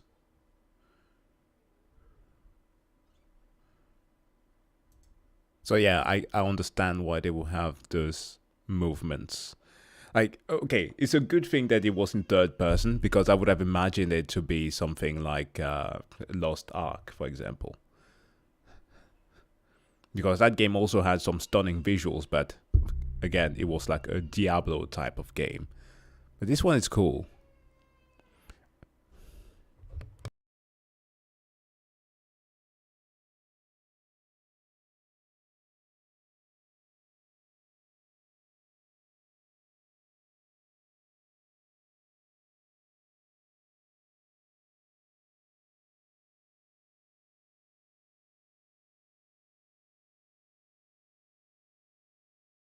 Okay, you guys will have to excuse me for like 10 minutes. I need to go down and console a crying little girl. She just came home. So I'll be back in a bit.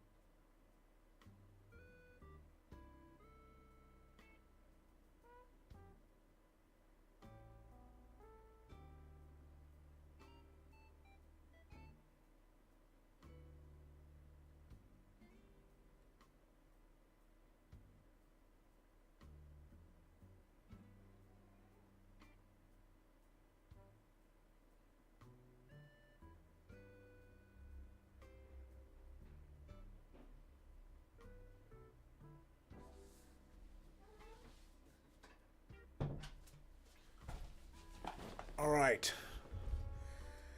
Wow. Yeah. Children.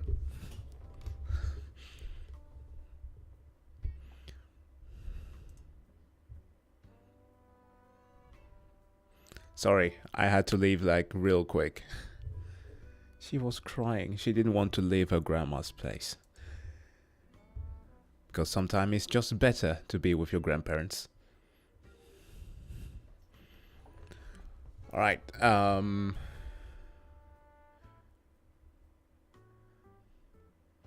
he cheeked up though. Are you serious? Come on, man.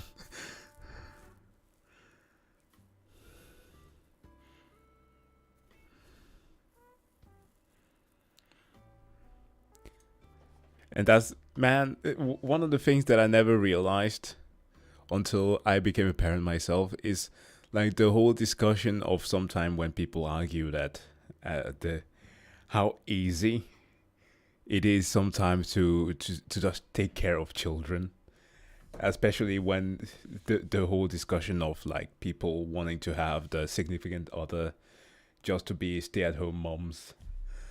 God damn. Hell no. It's a full-time job and it is difficult. There are some days when only I am the one that works, and some other days where it's only mom. And sometimes where she doesn't want either of us.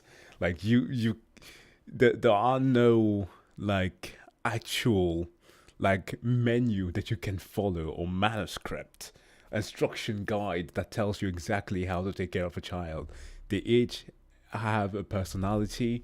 You can adjust after it, but especially when they are in those like past that 1 year time frame where they start having like actual consciousness and knowing how to do things, walking by themselves, which she can walk now. It's both wonderful but so fucking exhausting. But yeah, it's beautiful. But yeah, we also got to admit just how difficult it is. So I do always try to have a lot of empathy towards people who say that they are struggling with that, because I understand it. I have to admit, our daughter is pretty easy. She's a very cheerful child, despite like the few things, like for example coming back from her grandma. But yeah, it makes I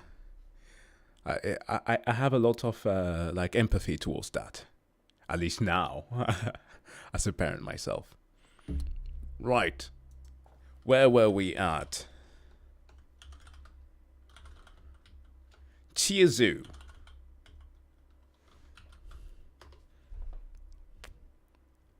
See, I've checked a lot of things on Casual Geographics, so I can watch some Chiazu. They have one on humans. That would be nice for a change, actually.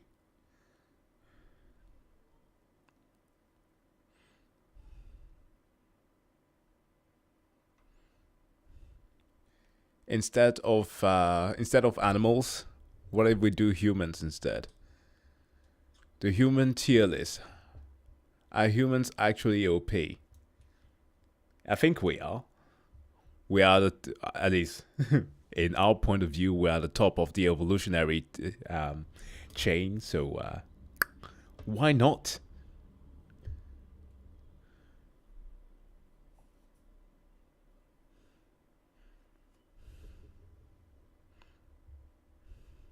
Oh, that's too bad, but well, see you during the next stream.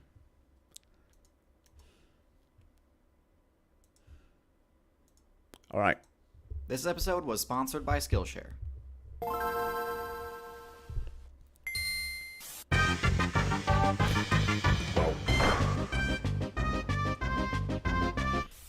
Human beings. Are they as overpowered as the game's community would lead you to believe? Short answer, yeah. They're the most meta-defining build of all time, and the undisputed top build in the current expansion. But believe it or not, this wasn't always the case. Humans used to get bodied left and right on a daily basis by other players. And it took a pretty long time before the player base learned how to actually make use of the human build's unique abilities. the story of the humans' rise to dominance is a really interesting one. And so today, we're going to do an in-depth look at the humans' abilities, their strengths, and their weaknesses. Because yes, they do have weaknesses. We'll also go over notable matchups, and finally look at the steps human players took in order to reach their dominant status. First, their unique abilities. I touched on this topic in my video about primates, but I'll recap here and also go into more detail. First off the bat, we have their ability to throw things. Other builds can throw things, but humans can do so harder, faster, and further than anyone else. The reason for this is their body structure. Bipedal builds are tough to balance, both in the game development sense and the center of mass sense. Throwing an item with any real force behind it requires serious balance, achieved only by having shorter arms and longer legs. This is why humans can launch projectiles at deadly speeds, whereas other primates kinda just lob things without putting much effort into it. If they tried to, they would knock themselves over. Even if chimpanzees could figure out how to craft a spear, there's no way they could throw it hard enough to deal any significant damage. That is literally a point that I've made on so many discussions with friends that were trying to act like super smart when discussing those Planet of the Apes movies. But like, I would be just staring at that and being like, why doesn't the chimps just make use of the guns? They should literally just do what the humans did. They did that later on in the subsequent movies, but like the first two, I think they were kind of lacking in that department. But making use of those spears make literal no sense, because they wouldn't be able to lob those things with that much speed, because they are not anatomically built to do that. But anyways. Next, their stamina regeneration. Humans can chase down anything. You try to run from a human, you might outspeed them initially, but you'll run out of stamina much sooner than they will, and they'll catch up to you while you're in your weakened state. This is partially because of their superior balance again, but mostly it's because of the human build's unique choice to not spec into fur. Yeah. This gives them access to the extremely broken ability Sweat. Every other current build that's decent at distance running recharges stamina by using the move Pant. Yeah. This works great, but it does require the user to stop running. Sweat, on the other hand, works better while moving, massively extending the distance a human player can run. Oh my god, Kipchoge. This dude can run at what, 25 kilometers an hour? It's faster than the average person biking. It's insane that the human body is capable of doing that. There's also an American, whose name I cannot remember, who is the fastest, not the fastest, but the individual who has run the most in the world.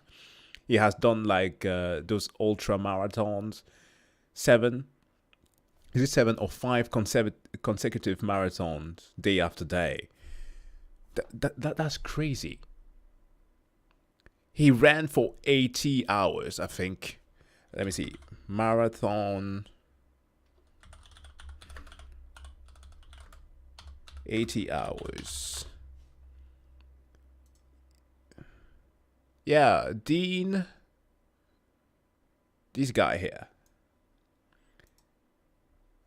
Dean Karnazev is an American ultra-marathon runner and author of the Ultra-Marathon Man, blah, blah, blah, blah, blah.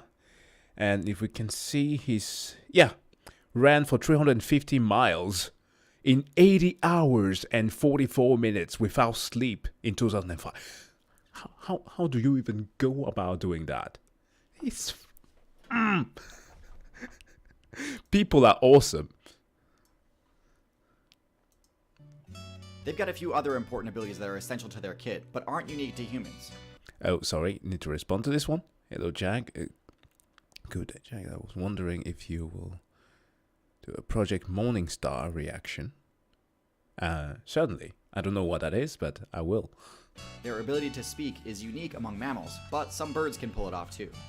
In humans, the ability to speak allows them to use one of their signature moves, Teach, which drastically boosts skill point gain, mitigating the main penalty a player receives upon getting a game over.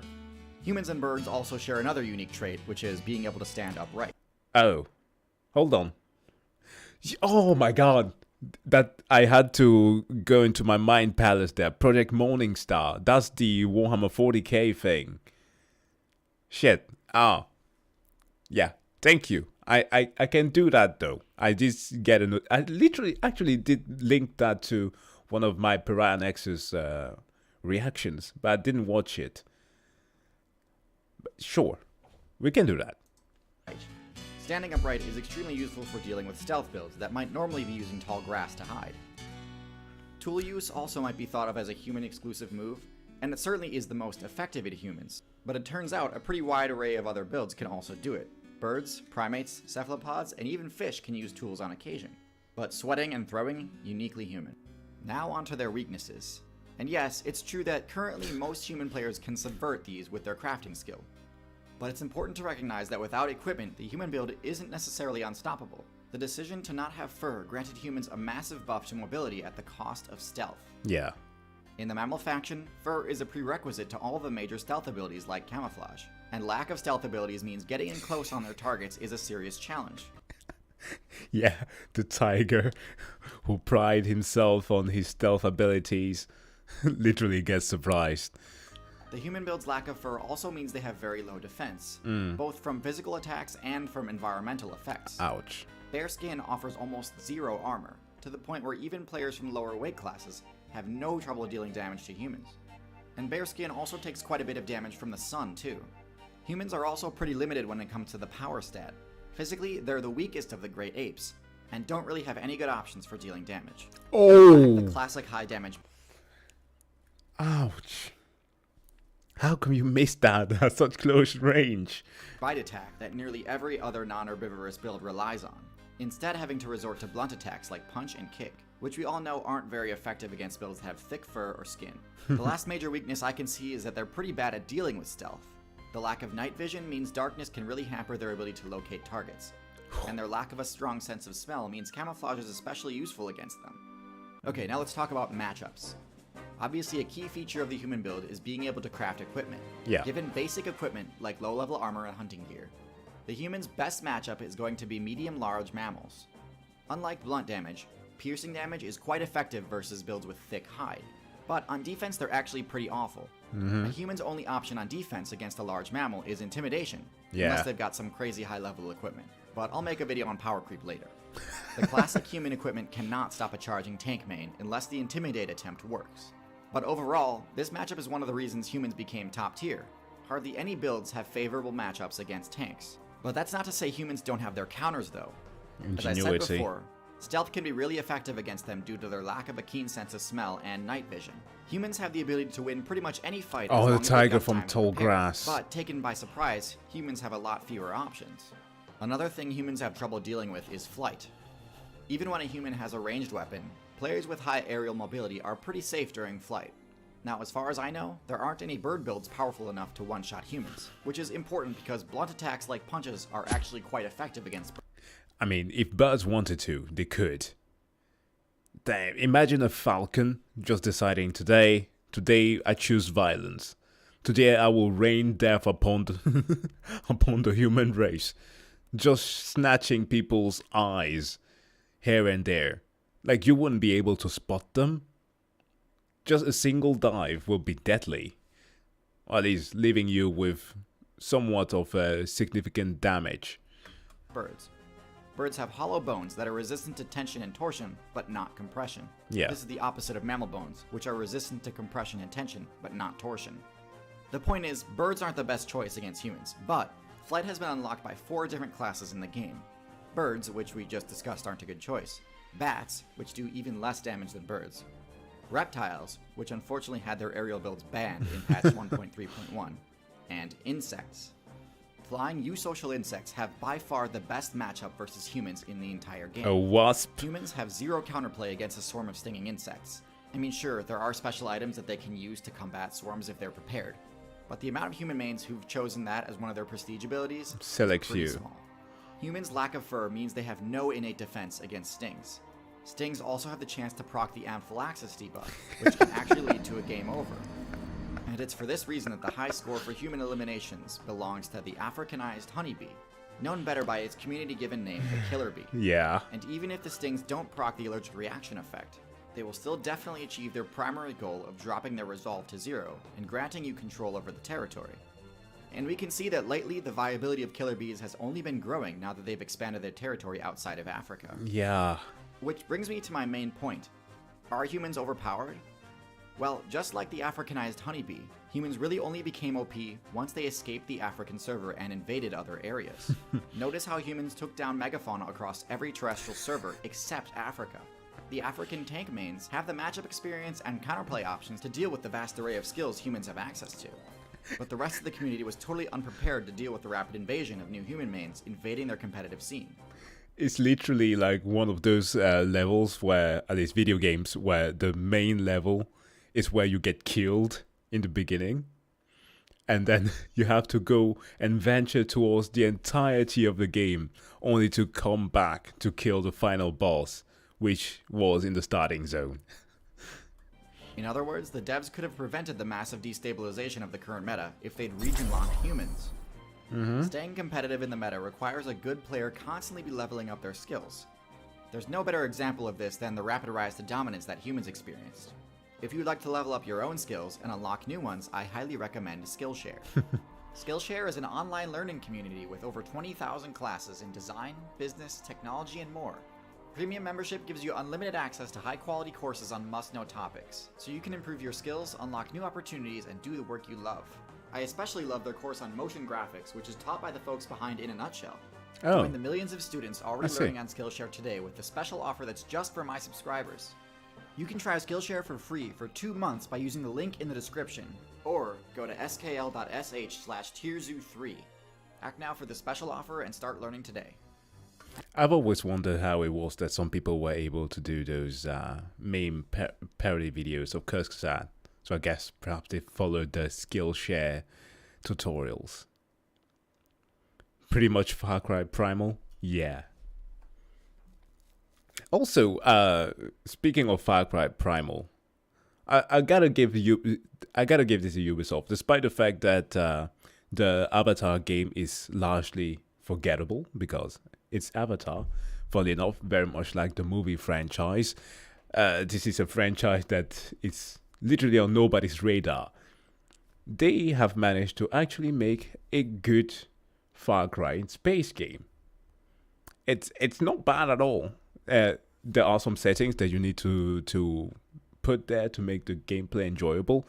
But like as soon as you can saw the sky on your Ikran, it becomes pretty funny. At least not funny, but fun for gameplay.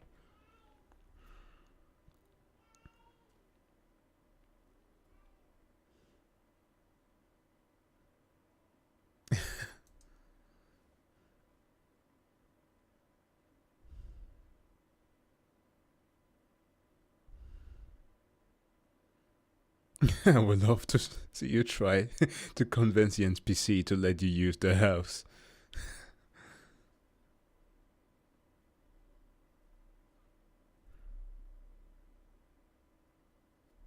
Oh, wow.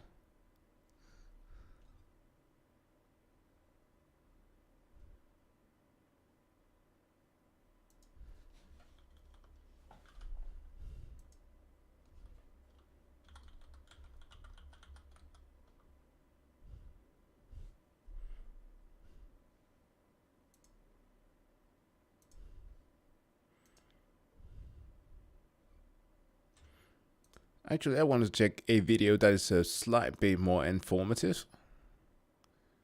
And dare I even say thought-provoking. Maybe not so much fun, but yeah. I have had this on my radar ever since it came out a month ago. Fish. Hey.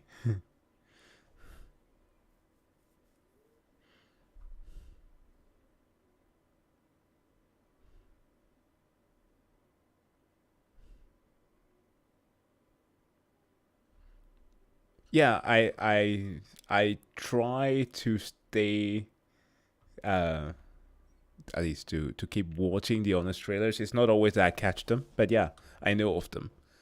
Was literally one of the first internet series that I would follow, at least channel that I followed consistently.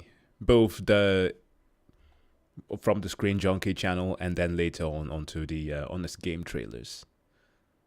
Andy Signor and the epic voice guy, or at least the Honest Voice trailer guy. He's pretty awesome.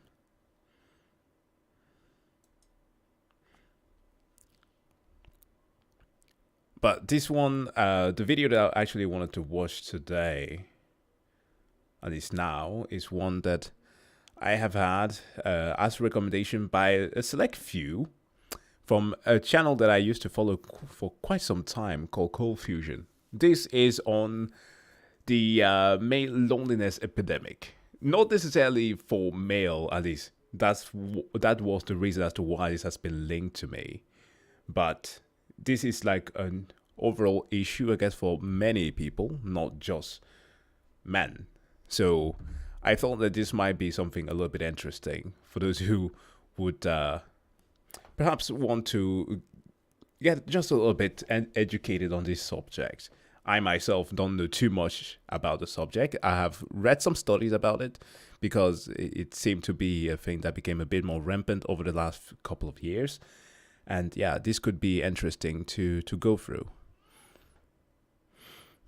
Studio C have good videos too, especially the Scott Sterling ones.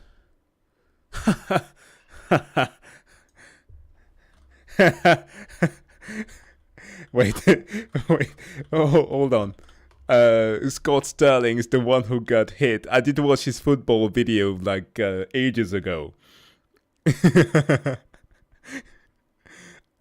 Okay, so hold on. So we gotta check the Scott Sterling video to get the love before we get into the stats that might just be a little sad, okay? So to clean our palates, let's watch some Scott Sterling. Because wow, I haven't checked. At least that used to be a thing that we would share to friends back in high school.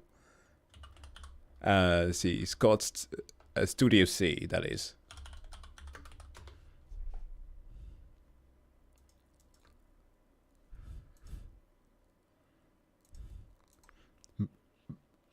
Back when football was fun. Hold on. Not too fast. Still gotta shift here.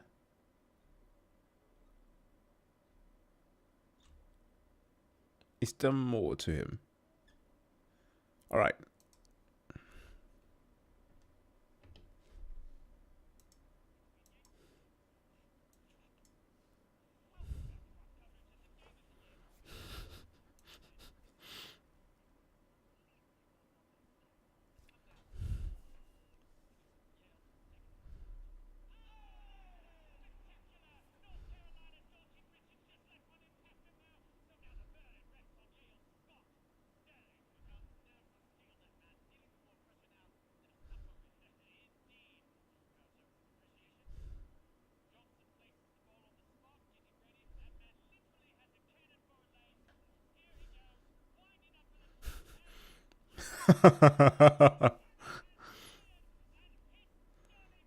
Oh.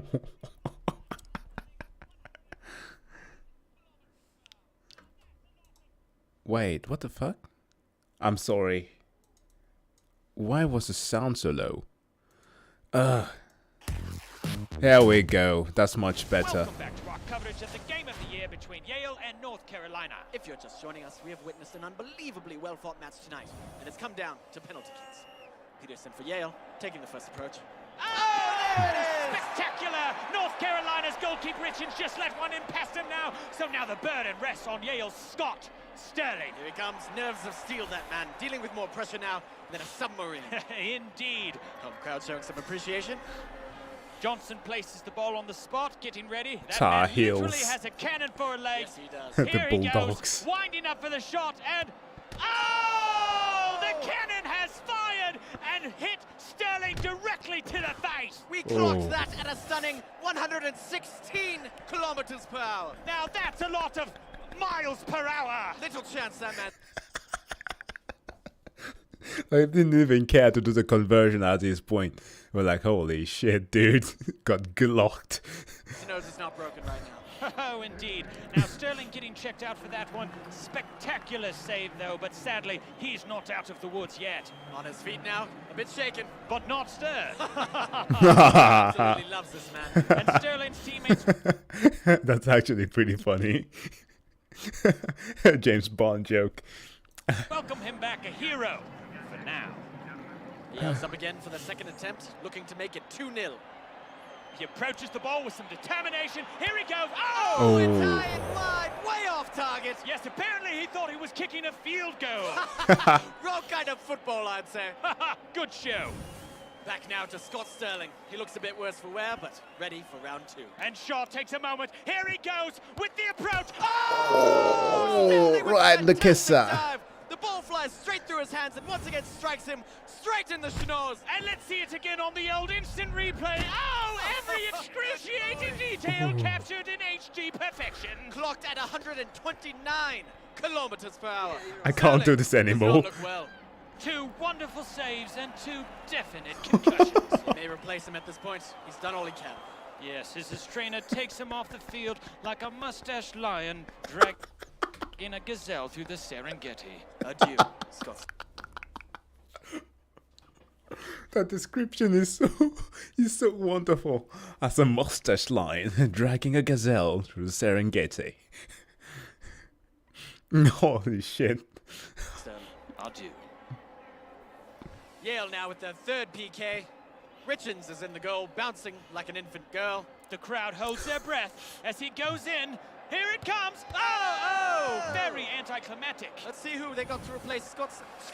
Sterling is back! Still in the game! Oh my! And he's taking a very odd tactic now. Seems to be curling up to protect his face. Not exactly a recommended technique, but here it goes. Wait, no. Lambert needs to tie his shoe. Ho-ho! And that's why you do a double knot, kids. Sterling still waiting for the kick to happen. He's probably wondering when. Oh! Sweet buttered crumpet! My The ball drills Sterling right in the face. Can you imagine Beckham? With his sharp shooting skills. Just blasting somebody's smoke like that repeatedly. Oh man. This is fucking funny. That man's nose must be absolutely devastated. He's gonna look like a witch that flew her broom into her nose and then crashed into a hammer. I hardly even care about this attempt. The Let's go back to commentators. Scott Sterling, the man, The myth, The legend. 3 perfect blocks by Sterling and his cat-like face reflexes. Absolutely incredible. Though I must say, Sterling does not look well at all. Well, you know football players like to add a bit of drama, don't they? They're gonna take him out. No, wait. No. Moved by the manager. Bain sets up for the 4th attempt. And this, frankly, is a gimme. He literally just has to kick it anywhere except where Sterling is sitting. There is no possible way that North Carolina Let can him die. mess up this shot. Oh! 158 kilometers per hour. This man can do no wrong. Look at him beg for mercy when it's mercy that should be begging for him. He has looked death in the eye and said, "Take your best shot." To which Death replies by punching him in the face over and over and over again. If Yale makes this final shot, it's all over. But no! No, He misses, come which means on. we're going to Scott Sterling! His face is like a brick A wall. brick wall that can feel pain and cries a lot. But where's Where Sterling? is he now? Oh, he seems to be crawling away from the goal. What is he doing? He's throwing away the ball! Oh! Sterling has done the impossible! I can't believe it! Look at that! He played it just right! What incredible instinct to crawl away from the goal like that! And his teammates rush the field, happy as a lark as they slide in. A Bernini sculpture of a finish. As his teammates carry him off on the stretcher of glory, we thank you for sharing this absolutely heart-stopping finish. Scott Sterling and his face of steel have won it all. This man. Hasn't he suffered enough? No. What are the odds? This man defied all kind of statistics.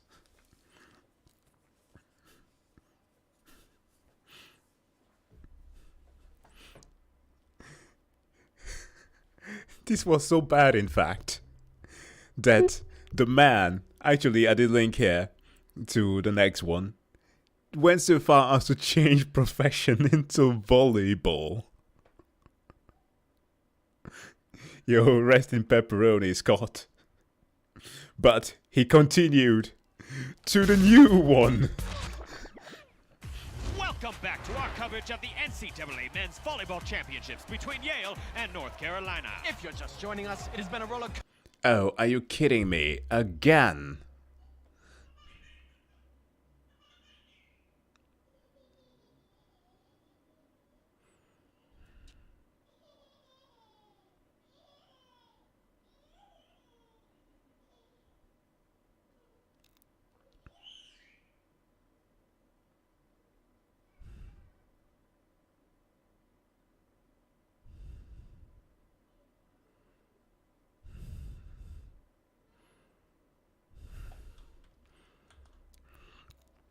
Yo, Chad is right about this one. Scott blocked the stream.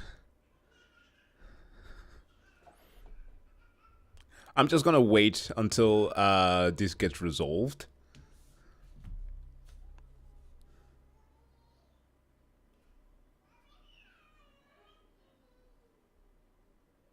And until YouTube gives me a notification. There it is.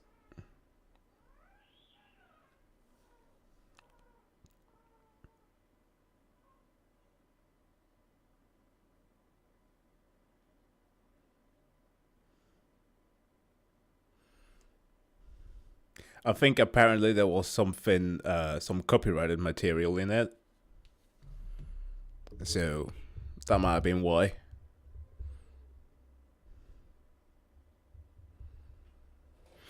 Yeah, there certainly was something copywritten in the video that it's gonna block. Yeah, it's weird like that. Well, on the positive note, though, it's not like Twitch. Twitch would have outright banned you if it was something that was copywritten. Well, perhaps not straight up a video, but if it was music or something like that. But yeah, that was Scott Sterling blocking the stream. But hopefully we can get back at it. It's like this. What is it? The third time this happens?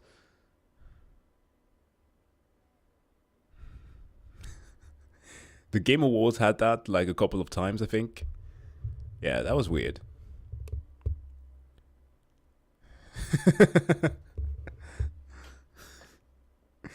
Scott Sterling just smashing his face on the keyboard. Block this stream! No, I don't think that anybody was shirtless in the video. Welcome back to our coverage of the NCAA Men's Volleyball Championships between Yale and North Carolina. If you're just joining us, it has been a roller coaster of an evening. Both teams now tied at 2 sets apiece. The winner of this final set will be the national champions. North Carolina leading by 1. Yale and their team captain, Scott Sterling. Love that man. Don't we all? Trying desperately to hold them here, or it's all over. Match point for the Tar Heels. Jones preparing for what may be the last serve of his college career. And here we go. Excellent serve. Thompson setting up. Here comes the spike. Yale has to stop this return or else... Oh. Deflected! Right into Scott Sterling's face. And Yale ties it up. Unbelievable. Buckle up, ladies and gentlemen, because Scott Sterling's face has entered the building. Take a gander at this replay. The angle at which Sterling deflects the ball off his skull is nothing short of perfection. Like watching Da Vinci paint with his face. Like watching Da Vinci paint with his face. Now, one thing that at least it wasn't handball, and that's good. Wow, somebody's having a lot of fun there in the background. Wow.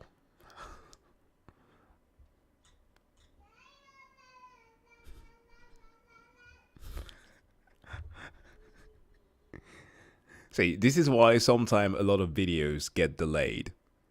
Because I have to wait for my daughter to be done with the screaming. Good.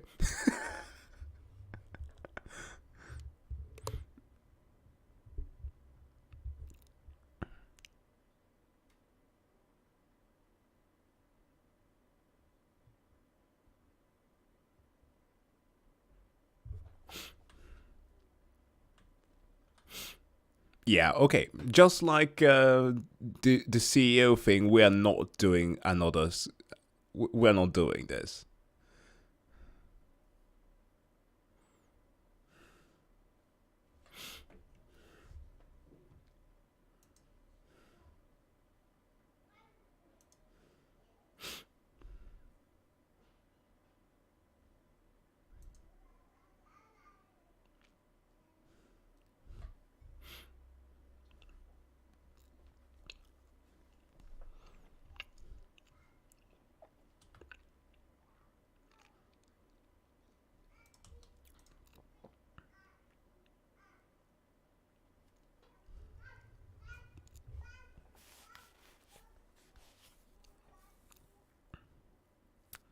Yeah, so what I've come to understand is that perhaps, let me see, what are they affiliated to? See, studio.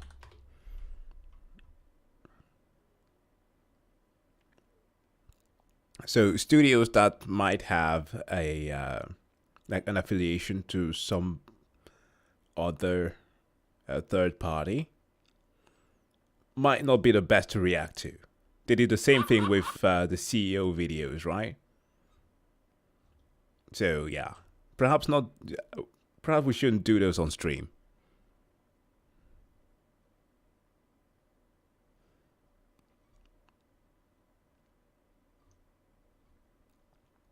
Yeah, that's unfortunate.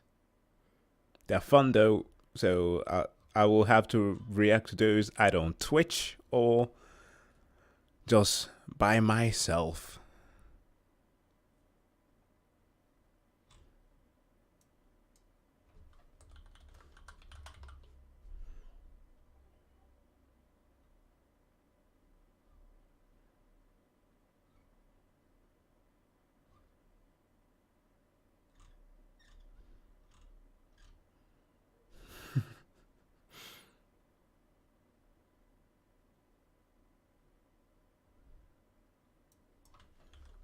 Yeah, it is literally the voice of reacting.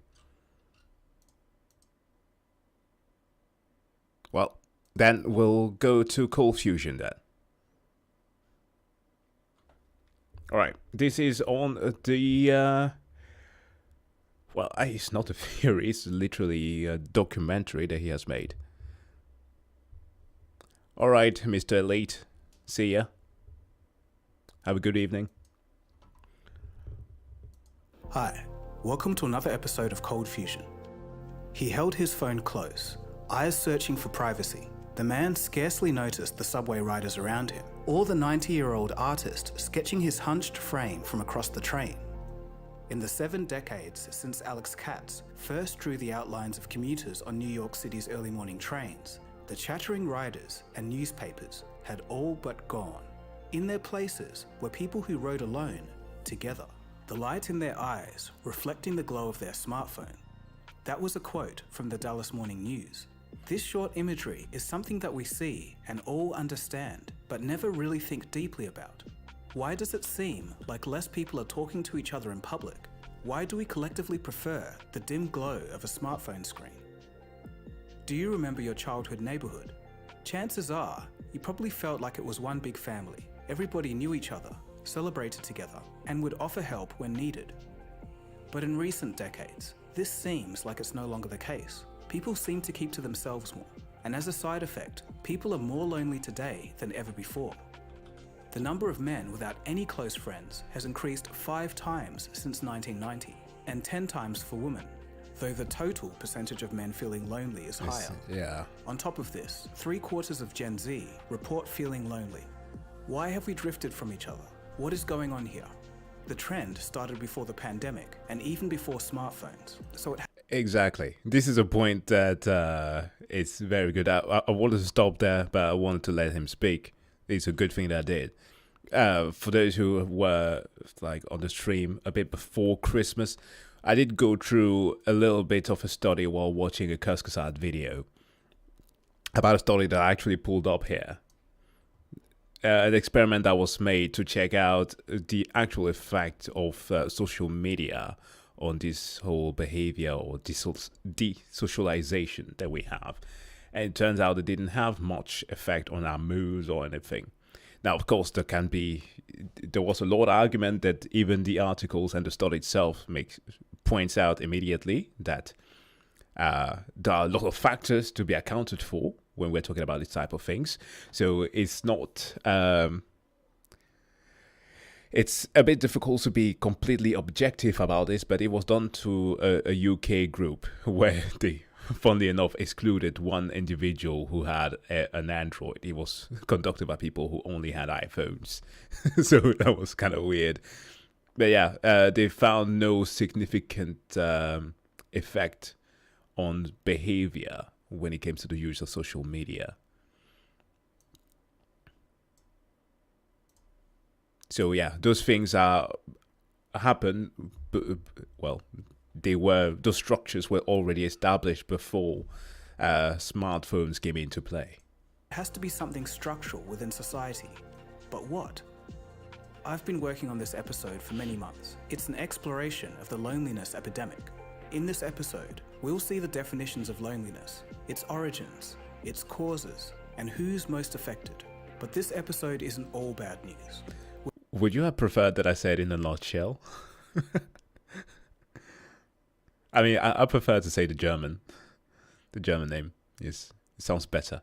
We'll explore some very real ways to combat loneliness. This isn't the kind of video I normally do, but I think it's an important topic. So sit back, relax, and let's get into it. You are watching Cold Fusion TV.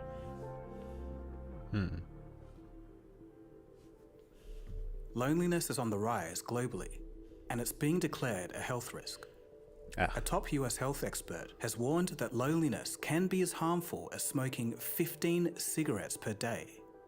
In 2017, former US Surgeon General Vivek Murthy recognized the growing trend in loneliness based on scientific research. Vivek phrased the phenomena as the loneliness epidemic, but to understand this winding and twisting story, we have to start at the fundamentals. What does it mean to be lonely? Yeah, depends. People sometimes confuse loneliness and solitude, but the fact of the matter is, being alone and feeling lonely it's not are the not same. the same.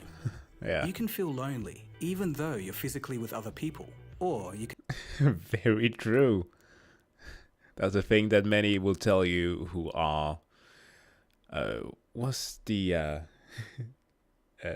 opposite of that? Wow, I'm at a lack of words sometimes. Not that good at socializing. They will tell you that it's totally fine to be on their own, but being reminded that you need to create those bonds with people is the thing that takes them aback a bit.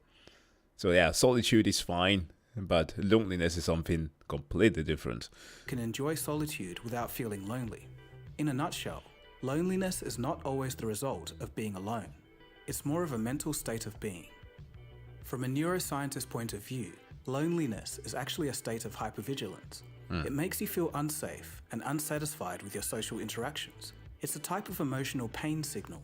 The pain is telling your brain that you need to find someone to talk to. That's what loneliness is, the difference between how much social connection you want and how much you feel you actually have. Yeah. It can be summed up by this line: loneliness is feeling disconnected from others, even when they're right next to you. If it's temporary, it's the equivalent of being hungry. But when it becomes chronic, that's when it starts affecting your health. Chronic loneliness can trigger a fight or flight response, and when that becomes bad enough, it becomes ingrained in our nervous system, resulting in anxiety, depression, and even anger. The pandemic poured fuel on a fire that was already burning. Dr. Vivek Murthy, the U.S. Surgeon General, says loneliness is an epidemic, the focus of an 80-page advisory he is releasing today. Yeah, thank you. Introverted people. That's the word I was looking for. To thinking about smoking and obesity as clear public health concerns. So you're saying loneliness is comparable to smoking in terms of the detriment to your health? Yeah, in terms of the risk that it poses for premature death, yes. The cure, Dr. Murthy says, is not only personal change, but societal change as well. You're talking about changing the social fabric. Holy shit, what was going on with chat there for a bit? Sorry about that. That's been decades in the making. It's been decades in the making, but it's also something that I'm confident that we can address if we put our mind to it and if we act together. We'll get to more of the health effects a bit later, but for now, let's ask the question, how did we get here? Loneliness is not a new thing. It's been around for as long as humans have. Today's loneliness seems like a simple cause and effect. As society became more complex, with industrialization, urbanization, and a faster pace of life, people became lonely. But it's not that straightforward. Yeah. Something major happened in the 1960s and 70s that became the bedrock for the Loneliness Epidemic Declaration in 2017. I want to say individualism. That's what some will blame it on. And while there's merit to it, it's obviously not the whole picture. In Western nations, it was the social movements of the 1960s and 70s that seemed to accelerate this phenomena. A 2023 QC research piece on loneliness by Alan Greenblatt would mention that, quote, the mass social movements of the 1960s helped shift people's attention from local concerns to more national issues, end quote. In other words, local communities mattered less, and it was all about changing the national status quo. According to Alan, this eventually resulted in a, quote, decreased number of social gatherings and eroded organisational participation, end quote. For a commentary on the cultural mood at the time, at least in the UK, you can look no further than the Beatles. Yeah. According to... And here we come with the song, yeah. Lonely Peoples. Oh, no. Eleanor Rigby. I'm always remembering the chorus and not the actual name of the song. Yeah, Eleanor Rigby. Paul McCartney. The 1966 Beatles song, Eleanor Rigby, was a broad commentary on the social changes of the 1960s happening at the time. You can see it in the lyrics, quote, all the lonely people, where do they all come from? All the lonely people, where do they belong? Look at all the lonely people. In the 1970s, things only got worse. This period would be famously known as the Me Decade. Why? Because a form of hyper-individualism began to express itself within society. As Yuval Levin articulates in The Fractured Republic, the 1970s saw high inflation, high crime, an explosion of single mothers, and the eroding of family structures. Why collectively care about changing the world, or even the local community, when everyone has their own problems to deal with? Okay, this is a point that comes kind of close to home, because that... I've said this before, but as some of you will know, I used to be very Christian in the start of the channel, and because we also partook in a lot of church work, there are certain things that you will remember being said a lot in the church, because as its function, it was primarily. Now I say this with a bit of caution here, because while these qualities are attributed a lot to the structures of, let's say, Christianity, they were kind of hijacked by Christianity and implemented it into its framework and because of the now more secularized viewpoint that many do prefer to take now in different countries, it is as if we cannot have these social structures without religion. So a lot of...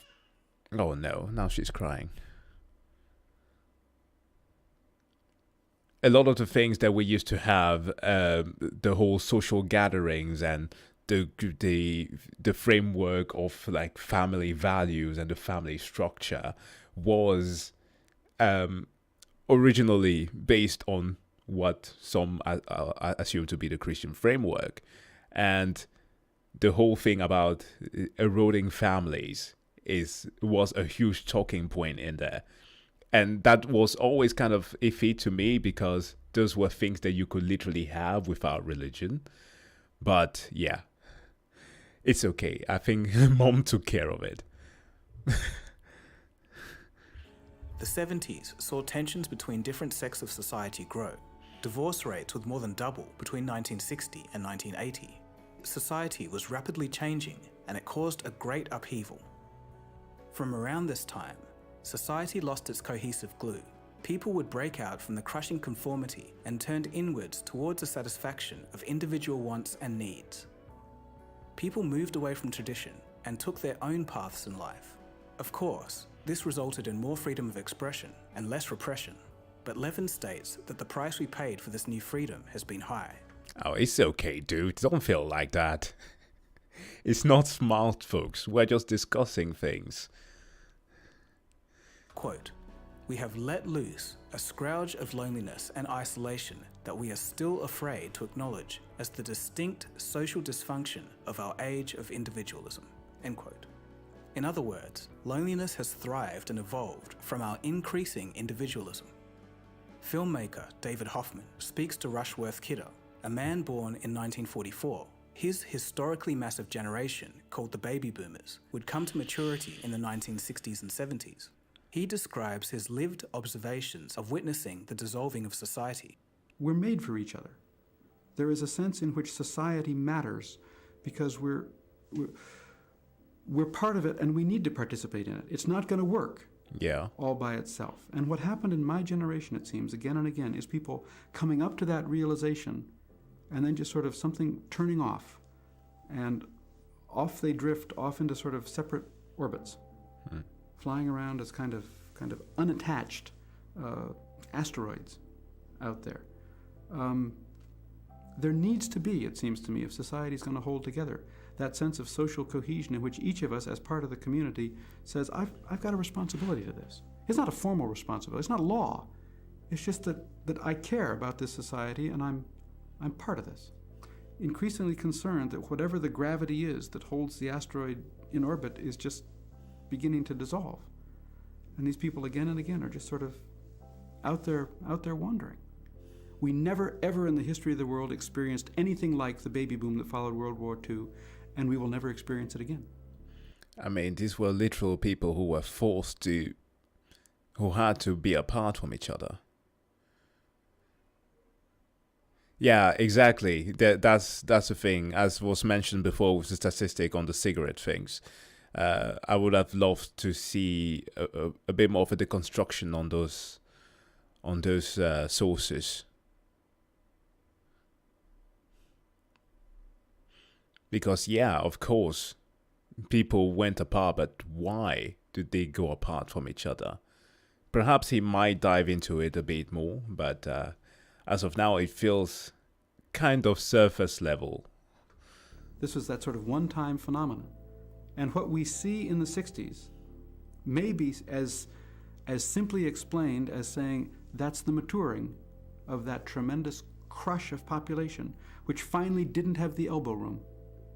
And I'm saying this because the Gogol Train, the name of the guy of the channel, is usually pretty good. He does a lot of IT videos on different corporations, and it usually is very much in depth. So, and again, he did mention in the beginning, this is not his usual type of videos. So perhaps that is why.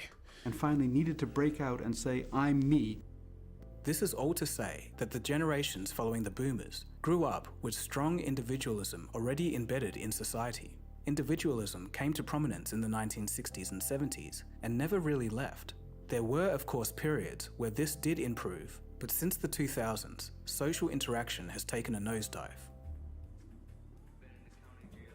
You see, Orson, loneliness is a disease of the spirit, and people who have it think that no one cares about them. Are you saying that Earthlings make each other lonely? No, sir, I'm saying just the opposite, that they make themselves lonely. They're so busy looking out for number one, they don't have room for two. It's too bad everybody down there can't get together and find a cure. Well, here's the paradox, sir, because if they did get together, they wouldn't need one. Isn't that Zen-like?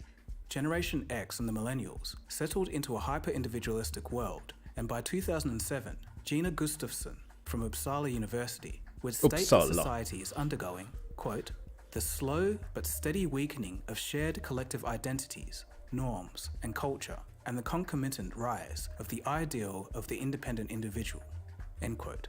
Broadly speaking, my generation, Millennials, and Generation X were the most individualistic generations of all. That is, until Generation Z. You guys got the shortest end of the stick. You came of age during the explosion of the most individualistic tool known to man, Social during media. curated algorithms tailored to the desires of the individual. In other words, social media.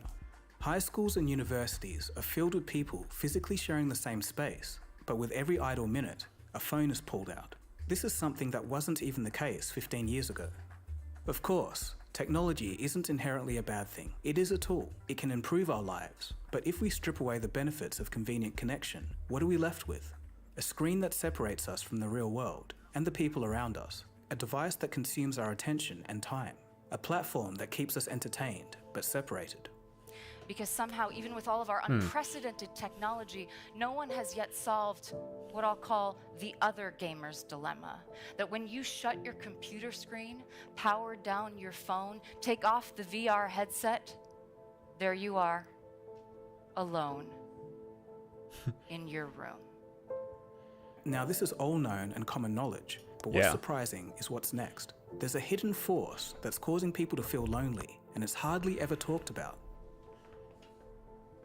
Now, this is where it gets interesting, because this is something that makes perfect sense. There was this discussion that we had some time ago on stream once again about the rising, the explosion of those AI girlfriend thingies, and why some decide to not go to, at least to go to the length of actually buying those things. And to me, while it's not the whole thing, right, the entire reason, I blame it a lot on the economics, like how expensive it is for people to forming families today, especially a lot in the West. Like if you go down to, like for example, my country of birth in Cameroon, that's not going to be an issue. Yes, they are going to perhaps live substandard to what we will consider to be like a great standard of living, but they are still forming families. But that's because they have a completely different perception. Here, just to survive, you need, and are kind of also urged to do a lot of things on your own first, to achieve a certain status before you decide to get in relationships. And that's like when you have somebody that you love. And then there are the friendships that you need to form. Some end up in a loop, much like in Japan, where like work culture becomes family. Then that becomes your part. But are you actually happy with the people with whom you are with? Then we go back to the beginning of the video where he described what loneliness is. You can definitely be with some co-workers whom you are absolutely not going to like, and you will feel lonely while in their company. And on the other hand, then, when we are starting to talk about forming like long-term relationship with folks, then there is also an economic component to it. That just, with the expenses that we have today, for many people, it's just not viable. It's a weird situation that we find ourselves in. And sometimes I've talked to that with my parents, like, at the age of 21, my dad was already earning enough to start saving for a house, a full-blown house. And he had one at my age. And I'm still living in an apartment. And it's like, okay, what the fuck?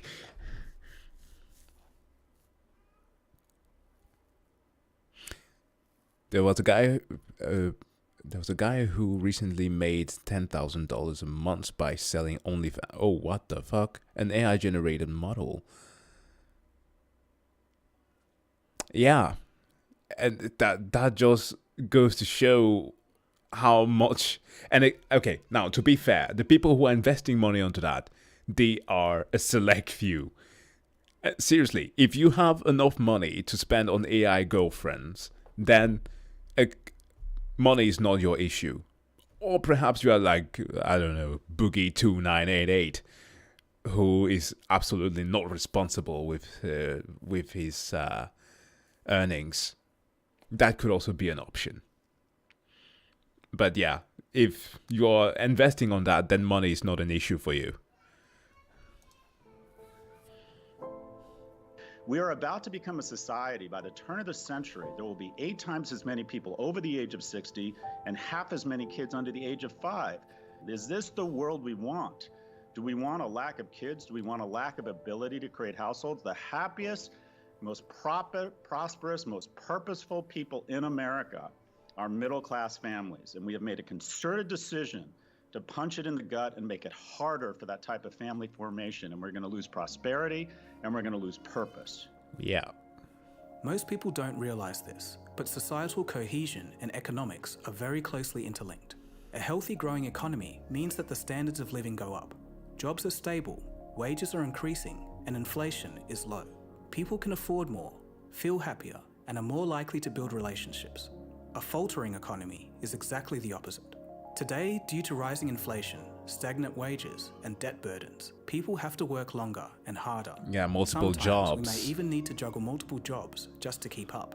It's a frustrating state of affairs, but if you're wondering why the world is like this, I fully explained it in my episode, How the 2008 Crisis Still Affects You. In that episode, I described how the true economy died in 2008, and it's been on life support ever since.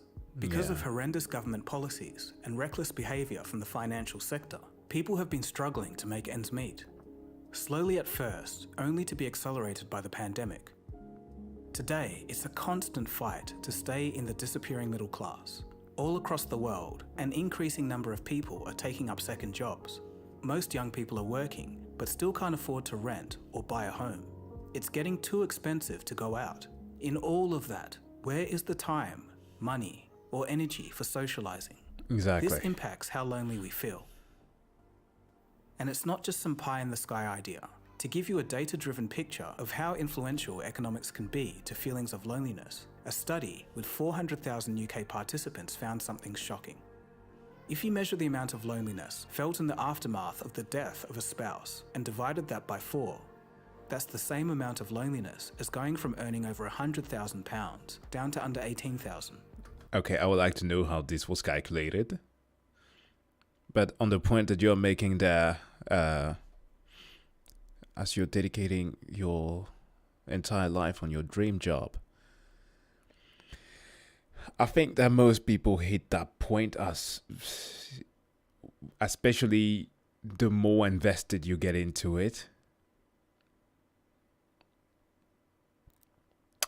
It depends. I don't know where you're at with that, but personally for me, when I was at the peak of my study, just as I got my degree, I formed a family, and then I got like a completely new purpose because I was so in doubt of where I was going with my career. Because I gotta admit, personally, I kind of but like went through the system because I, to a certain extent, had something to prove. For one, I was an immigrant to this country, or I am an immigrant to this country. So, per definition, we have something that's kind of built into us, where we are told that we need to stand out in order to be considered. So you have to work extra hard. You have to learn more. You have to be more efficient at things in comparison to others. So, like, you had like a clear-cut goal of where you wanted to go with your life. You needed to have a good career, earn good money, take care of a family, perhaps in the future. But then I moved out from my home, from my parents' home, and started living on my own, and then started to form my own thoughts about certain things. And life became very different. And like today, I'm just at a point where I am kind of satisfied with just being able to just live another day, eat some good food, spend time with the people that I love. That's kind of it for me. It's the priorities have completely shifted.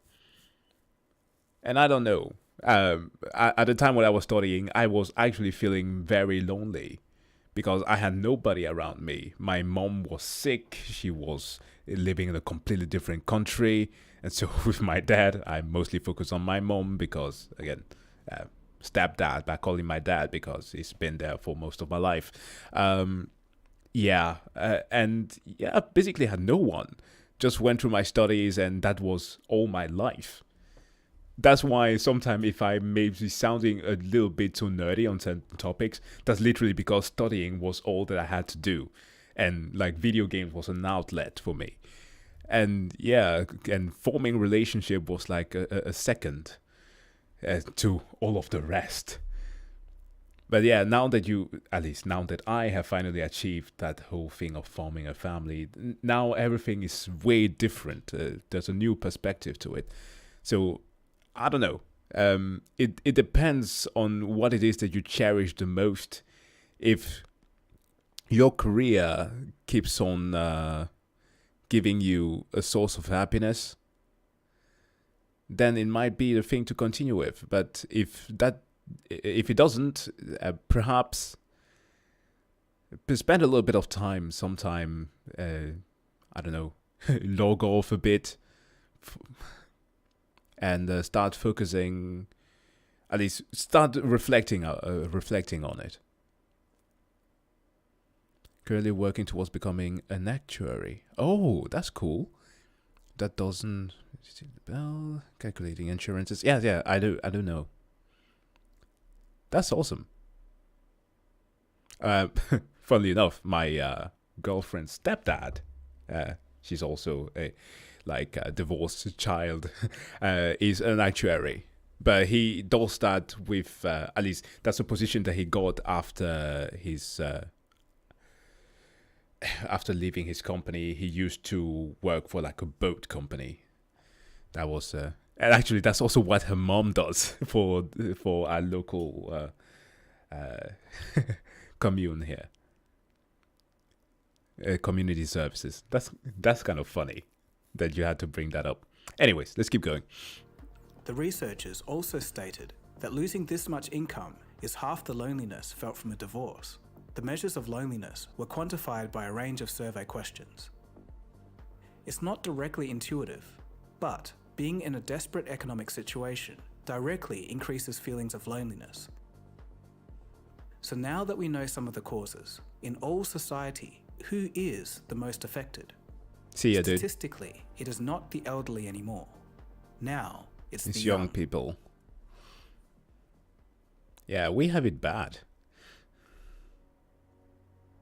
If you do a search for I Have No Friends on YouTube, the results are filled with experiences of young people feeling lonely. They struggle to make real connections. These videos have thousands and even millions of views, which means that they must be resonating with people.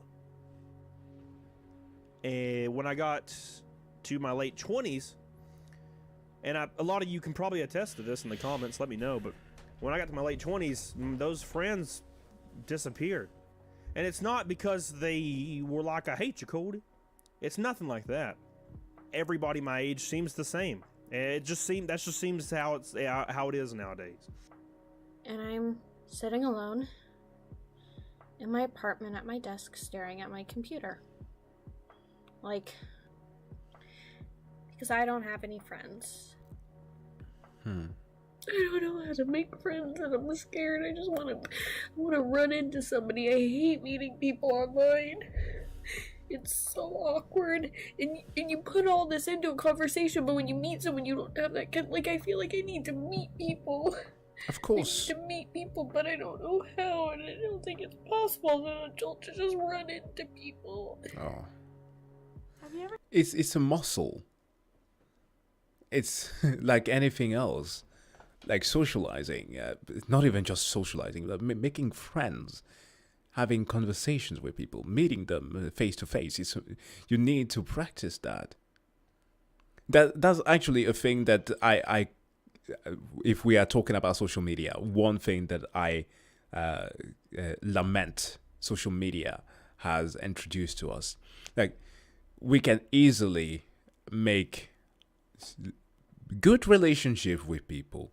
Sometimes parasocial relationships. Some actually have linked in my Discord some parasocial stuff that I should be check it out. Sorry.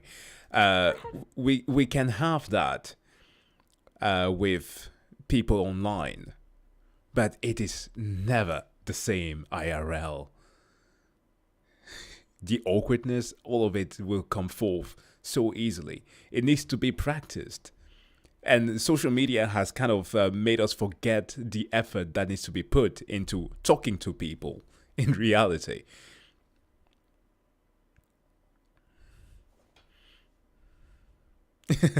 Parasocial relationship aren't real. Yeah.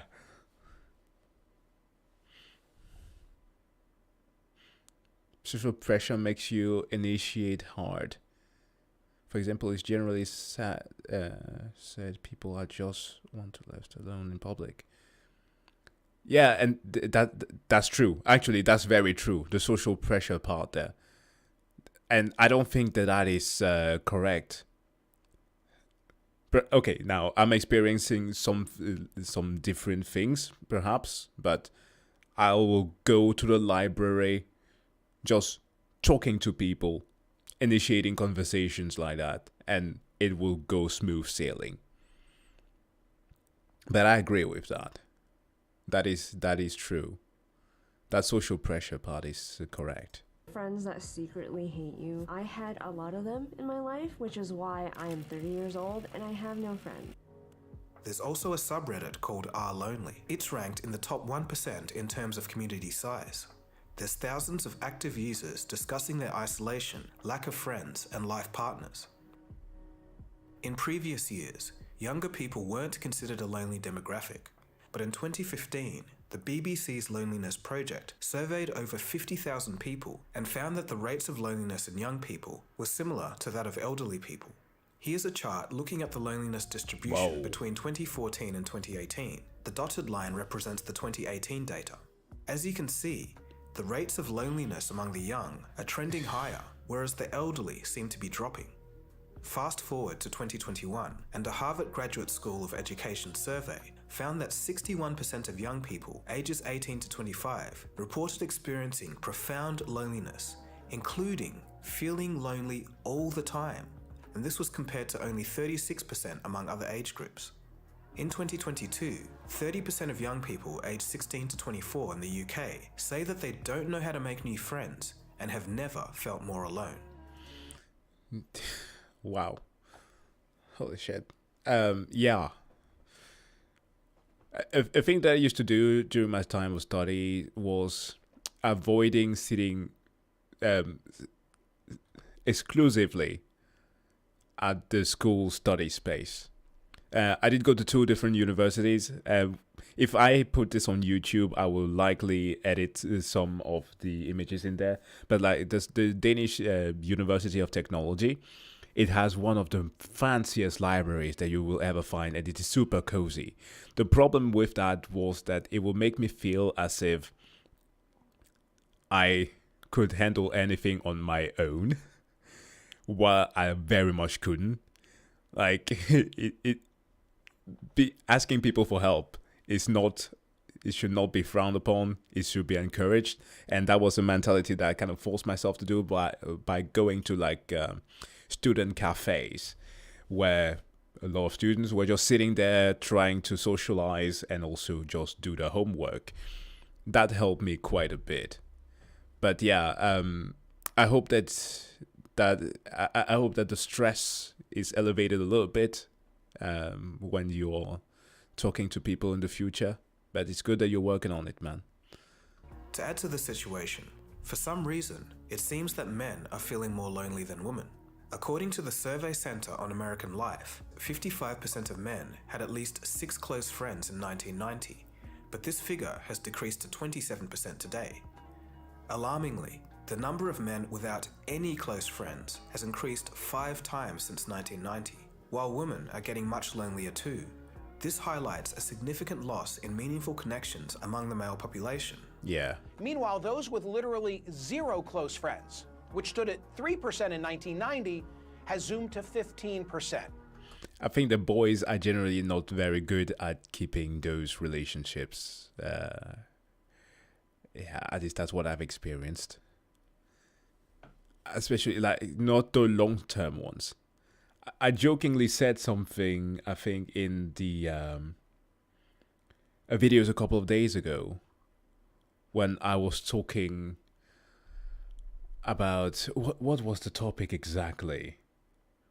Yes, it was with the Joe Cat video there about, yeah, I like girls, where I talked about the fact that my girlfriend's friends will come at home and spend a lot of time chatting. I haven't done that with the boys. Like, we did that perhaps the day where we needed to move to this new apartment. That was it. That was literally it. But we're still best friends, okay? We talk, we actually celebrated New Year with each other. But we don't spend that much time gathering and having the time that we used to have when we were younger. We are not good at keeping those bonds going.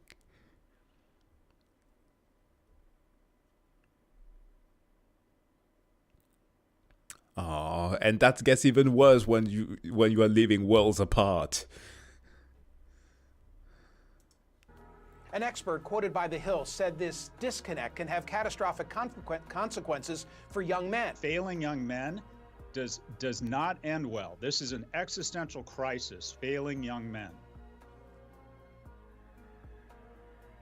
Loneliness has spread across the globe.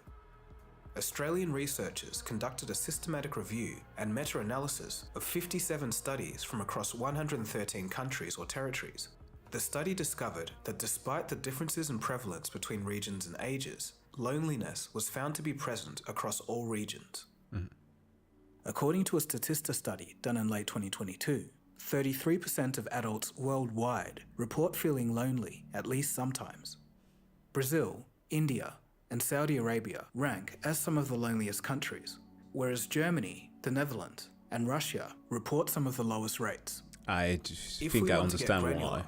We can see the effects of COVID via the proxy search term, feeling lonely. It's not a perfect analogue, but it gives you an idea. Yeah, I was about to The popularity say. of the people searching the term dramatically spiked in late 2021 and early 2022. This is most likely due to the effects of the pandemic. Of course, the government responses to the pandemic have had long-lasting implications. Many people moved away for work or just for a change. This shuffling on such a massive scale caused a lot of disruption to the connections within society. Yeah. In Japan, the issue is especially severe. In 1991, their central bank popped a stock market and real estate bubble by raising interest rates. The economy stagnated so hard that the period that followed is simply known as the Lost Decades. A lot of young Japanese people today aren't dating, and a large number don't have any friends. Yeah, it brings forward the whole thing of, okay, it's not that much on the nose as some people tend to make it seem. It's not that it is illegal or not socially frowned upon to hire, it's a fun little statistic here, to hire a prostitute in Japan, to have relationships with them while being in a relationship yourself. But it is definitely something that they don't deem as severely as cheating. In other words, to put it more simply, if you are in a relationship in Japan, as a guy or woman, hiring an escort, male or female, is totally fine while you're in a relationship. Somewhat fine, not totally fine. Because of exactly that. They don't form these relationships. They either don't have the time or don't want to risk it. That's why some who have known about this thing for a long time ago will like always bring forth the whole thing of there was some agencies, or at least the government itself, that urged some young Japanese people to procreate more by installing poles for pole dancing in their apartments. At least having an apartment that came equipped with those. To which it gave us a good chuckle when that thing came forth. But yeah, it is a severe issue over there. Some live their lives as shut-ins, known as hikikomori. They can... Yeah, you join, perhaps you did join the best part, because now we are going to talk about the actual weebs. Like, not the type that like us are watching anime and are feeling like, yo, we're living that Japanese culture. No. These are the ones. They don't go outside. Sit in their room for months and sometimes years, only venturing out to eat and use the toilet. And in the bedrooms of homes across Japan, more than 1 million people have retreated altogether. Hidehiro Shinmasu is one. His bedroom has been his universe for the best part of 20 years. Oh. He's now 40 years old. シンマスさん、お部屋で何をしますか？読書をしたり、あと YouTube 見たり、パソコンで YouTube 見たり。はい。Well, Liquid Wasabi, tu es revenu dans le premier... dans le... le premier... le meilleur moment de la vidéo. He came back to the best part of the video. 同調圧力が強かったり、同質性が強かったりして、その人と違った行動を取る人だったり、人と違う生き方に対してあまり寛容ではないので。Were you able to go out? What was daily life like? 絶望感というか、その何にもできなかったので。Oh. それまでは頑張れたんですけど、同じように頑張ろうと思って頑張れなくなったので、でその卒業のする見込みも立たない。その時が一番絶望感というか。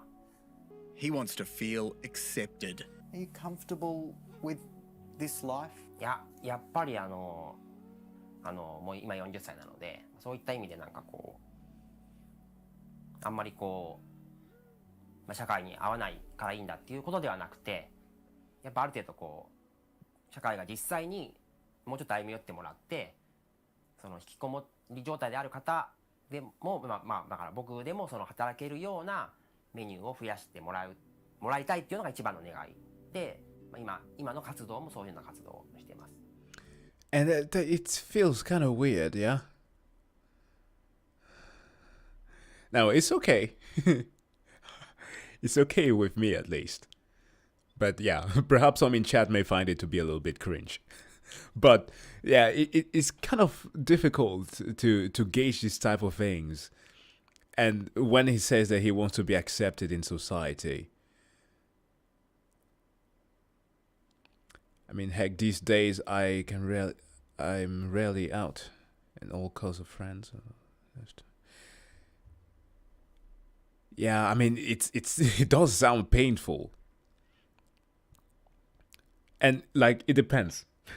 We sometimes jokingly say here in our homes when we're watching like the news that some of our government choices is simply to make sure that we provide more taxpayers to them, and so that they can go to the system and pay more taxes, so that it keeps on feeding to the wealth of. Oh, come on! What the hell?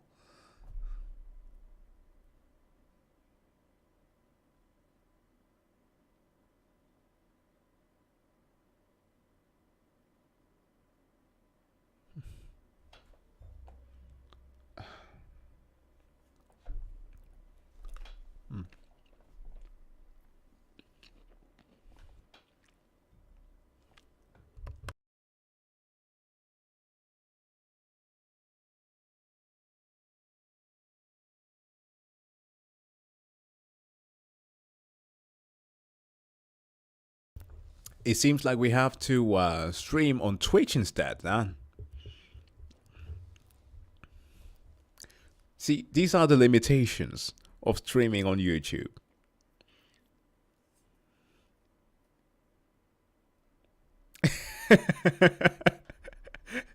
YouTube saw the guy in the video and were like, not on our watch.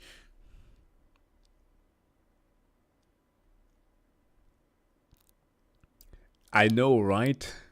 That's the weirdest part. Twitch, I've never had this issue on Twitch. Never.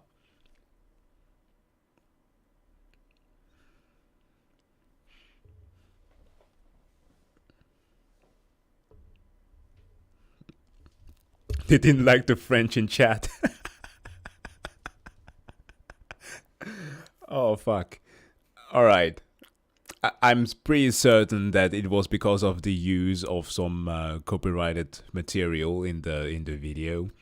Some of the music that he used. that got flagged somehow.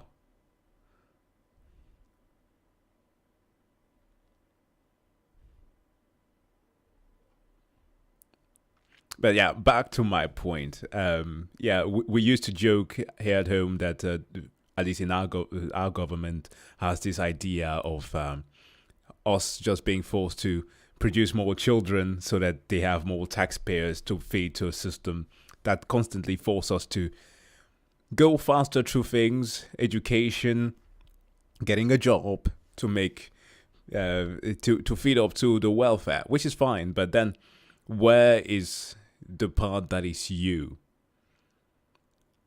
Are you just forced to take a career that is solely focused on paying more taxes and contributing to society all the time? Or what about the creative endeavors that you may want to take? What if, perhaps like this guy, a lot of what the hikikomoris end up doing is becoming artists, right? Those mangakas that end up drawing something about somebody being isekai to a different world are likely people who have actually experienced that life of isolation. Where did they come into the picture? Or somebody who's just really good at languages and perhaps doesn't just focus on some type of industry work or public services. What happens to them? So yeah, it's sometimes difficult to know what to say when those points are being brought forth, because I personally, I wouldn't care if you are shut in or not. I would interact with you just like any other person, but yeah, it's just really sad to see.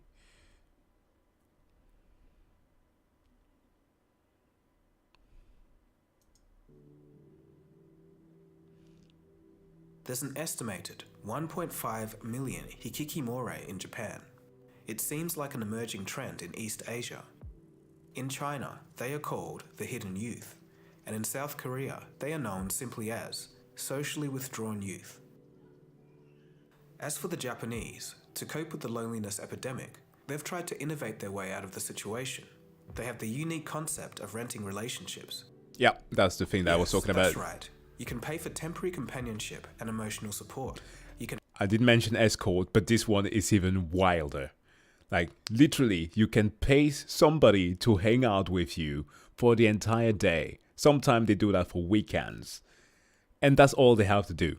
They don't have to do anything more than that. Just hang out. I mean, it's free real estate. Let's move to Japan if you're good at socializing with people. That would be a good job. But that feels very dystopian, very cyberpunk-ish. You can hire people to act as your friends, family members, or even pose as your girlfriend or boyfriend. At least in Japan, lonely people are resorting to real-life people, albeit strangers, to ease their loneliness. But in the West, the market is using the new AI boom to target lonely people in stranger and more bizarre ways. Oof. For example, Karen Marjorie is a social media influencer with nearly 2 million followers on Snapchat. But she's fake. She created her own AI chatbot called Karen AI. Oh. It can replicate her voice, personality, and appearance, and all it costs for users is $1 a minute. Platforms. Are you real? Yes, Jacob, I'm a real person. I might not be sitting right next to you, but I'm using this audio chat platform to connect with you in real time. I'm a young, curvy woman with a petite body, brown hair, perky breasts, soft skin, a bubble and full. And what do you know? That's the literal thing that they go towards. Sexualization. And that's what, like, initially I would have understood if it was like a scenario from the movie Her with Joaquin Phoenix. You know, the one where he falls in love with the AI that is Scarlett Johansson. I would have been like, okay, fine. It's literally somebody who's looking for, like, friendship to begin with. Like, somebody who understands that is willing to listen to them. But then it jumps straight forward to, my breasts are this size, my thighs are this size, I got this butt. Like, come on. Lips. And I'm here to talk and have fun with you. Also, people declaring that solving loneliness with technology is the new market. I'm enjoying our hustle. I'm enjoying her hustle. You know she makes $5 million a month doing this stuff? John, I'm so tired of my financial situation. Yes, I would do it, 100%. I would encourage her to think twice. I think younger people an are too estimated $5 million a month? or give away their likeness and their She data. can buy an island and go think twice about it in her home. Interesting. I would not have expected that. Why? It's not me. The large influx of messages she receives from her 98% male audience. And this isn't just text-based interaction, it seems that it's predominantly audio-based on the AI's end. Let's check out a demo. Hey there, John. It's lovely to meet you. I just spent the morning grabbing brunch at the Flowering Tree Cafe in West Hollywood. It was absolutely amazing. For this evening, maybe we can plan a virtual dinner date or watch a movie together. What do you think? This chatbot allows Karen to converse with an unlimited number of people at one time. Whether the consumer wants to do so for a few minutes or all day doesn't matter as long as they pay $1 per minute to maintain access. I'm sorry, people need to go outside some more. I'm literally going to do the thing that lady from from Sky News did to that 13-year-old, but this time I'm addressing all the grown-ups. Go outside and touch grass, please. There are people outside that are just like you, even female, believe it or not, that are terrible at socializing. The awkwardness that you may encounter with those people might cancel it out. And I'm pretty certain that you will find someone that has way too much in common with you than you would ever get with an AI. Please, go outside and touch some grass. Meta has just released an interactive AI version of celebrities, such as Mr. Beast, Kendall Jenner, and Snoop Dogg. But grass is scary. What do you think they are, like infants? You know, when you want to push them on grass and they just like do the split. If you struggle for ideas to go outside, travel to another nation for 13 hours. Yeah. You know what? That's pretty good advice. If you literally struggle with socializing, find yourself in a place where you are isolated, where you don't speak your language, where they don't speak your language. Dude, found myself in Spain one time. My parents, they understand Spanish. I had difficulties with that in the beginning. I went in there. They refused straight up to speak English with me. No hablo inglés. Oh, right. Right, you understand what I'm saying, but you refuse to speak it to me. Right, I had to find ways. Suddenly, I made friends within like 2 days. I actually encountered a guy who was a millionaire, but he was just standing there with his sandals and t-shirt. Was out to buy water because there was a whole thing about chlorine being put in water there. But yeah, it was kind of fun. It's a good advice. That's all I'm saying. Funny mustache man AI. I don't think we will ever do that. We've covered AI companions before, but the future may be filled with clones of celebrities, influencers, or even deceased relatives. They claim that these products help people to cope with grief, loneliness, or boredom. There's an ethical debate to be had on if this help provided is actually a net positive. Should we be at this point in the first place? US health authorities are calling for social isolation to be treated as seriously as obesity or drug abuse. Nearly 50% of all Americans are thought to be affected or have been affected at some point. Around the world, the figures may vary, but the loneliness phenomena is spreading. In his writing, Together, The Healing Power of Human Connection in a Sometimes Lonely World, Dr. Murthy describes loneliness as a health risk that can impact anyone, regardless of age, gender, culture, or background. Loneliness increases the risk for heart disease, stroke, and among older adults, dementia. It can harm mental and physical health, as well as social well-being, and shit. increase the risk of an early death due to diseases such as diabetes, heart attacks, insomnia, and dementia.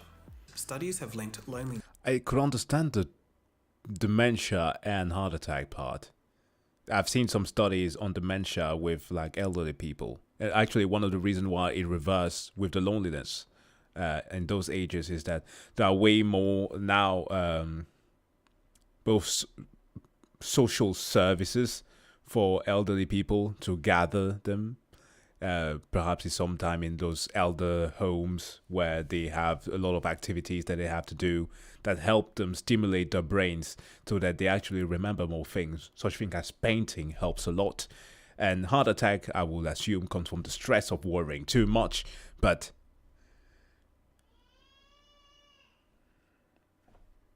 that's a call. We are close to the end of the video. I'm coming soon. Yeah, diabetes, I don't quite understand. Yeah, I'm gonna need a source for that. To higher blood pressure, high cholesterol, lower levels of physical activity, cognitive impairment, and mental health issues like anxiety, stress, mood disorders, and depression.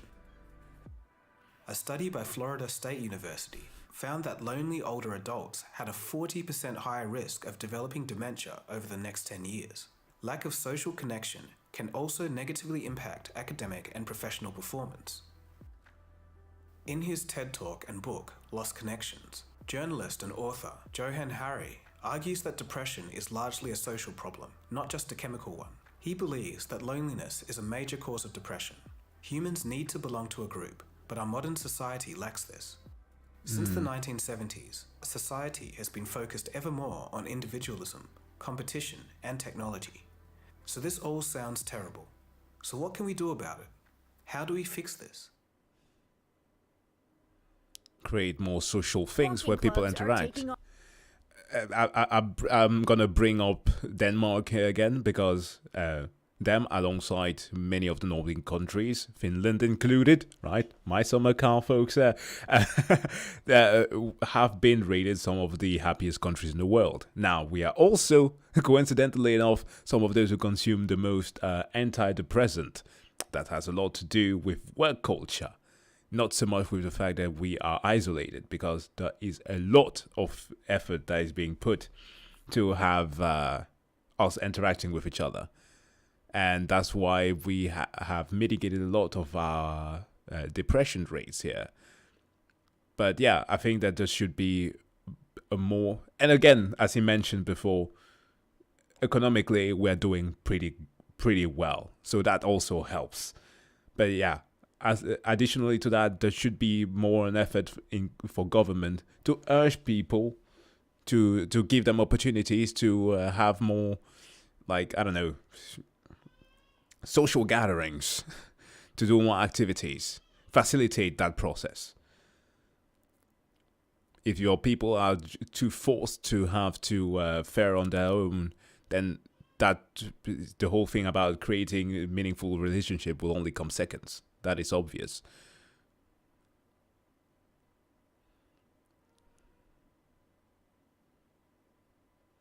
The call was made, Jack. The call was cannot be ignored. In a bit. And it's not just the exercise. You're connecting with someone, which is something that I was kind of missing. More and more people are missing that connection. In 2018, the UK appointed a minister for loneliness, and there has been talks in other countries to follow suit. This could be a start. Governments can do more to help. Initiatives such as local community engagement meetings, improvements in access to mental health resources, education and public awareness on how to identify loneliness and combat loneliness, as well as development and investment in affordable housing. It's shown that housing stability impacts social connections. City planners can implement communal areas for people to gather. A great example of this is in Barcelona, Spain. The American mind cannot comprehend what's going on around me. I mean, you're saying that Scandinavian countries have some high suicide rates. I don't think that is... Okay, perhaps in contrast to many, I think that perhaps... But also, like, in contrast to the numbers, that's still low. That's... Let me see. I know that Finland has one, funny enough, despite it being one of the highest countries in the world in terms of happiness. Do we have... Oh, here we have it. We're going to pull something just straight off from Wikipedia because, yeah, a little bit lazy here. Okay, suicide rate by genders and countries and age. We're watching, obviously, South Korea is pretty fucking high. Russia, Mozambique, I know the Cameroon, my country of birth, again, is kind of high too. Togo, United States, 31. Belgium, low. Finland, 38. Okay, it was up there. Chad, 39. Where did I pass Cameroon? I think I did, yeah. Well, number 25. Not good. 15.9. Where do we have Denmark here on the picture? Norway, 71. Okay, so that's Scandinavian, actually, because Finland is Norse, not Scandinavian. Do we have Denmark here? Let me just search for Denmark. 106. Okay, we are far away from the US. Let's keep it at that. As I've said, we've done a good job at mitigating that loneliness there. Estonia, I'm gonna pull it up. Estonia. Oh, it's not even counted in. Estonia being like, yeah, we don't exactly know, but 13. They're doing well. What the fuck? Oh no, sorry. Oh, what? What is this? Oh, Estonia's high. Never mind. It was higher than France? Shit. Okay.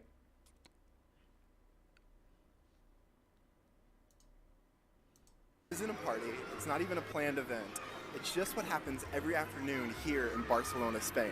After school and work, people come out to squares like this to hang out, get work done while their kids play with friends, socialize, interact with acquaintances or true friends and neighbors, and there's a huge social and economic benefit to that. Now the square I was at is right here behind me, but just a block away, through that passageway, is another square. Now in America we have a loneliness epidemic, and part of it is due to our built environment. You see, these public squares are an example of what some people call third places. They're not work, your first place. They're not home, your second place, but they're a third place where you interact with acquaintances and friends. In America, these third places are dwindling as religion and church is having less a significant impact in Americans' lives, but also third places are disappearing because of zoning laws, which keep separating the different types of activity that you have in a city to the point of every activity has to be intentionally planned.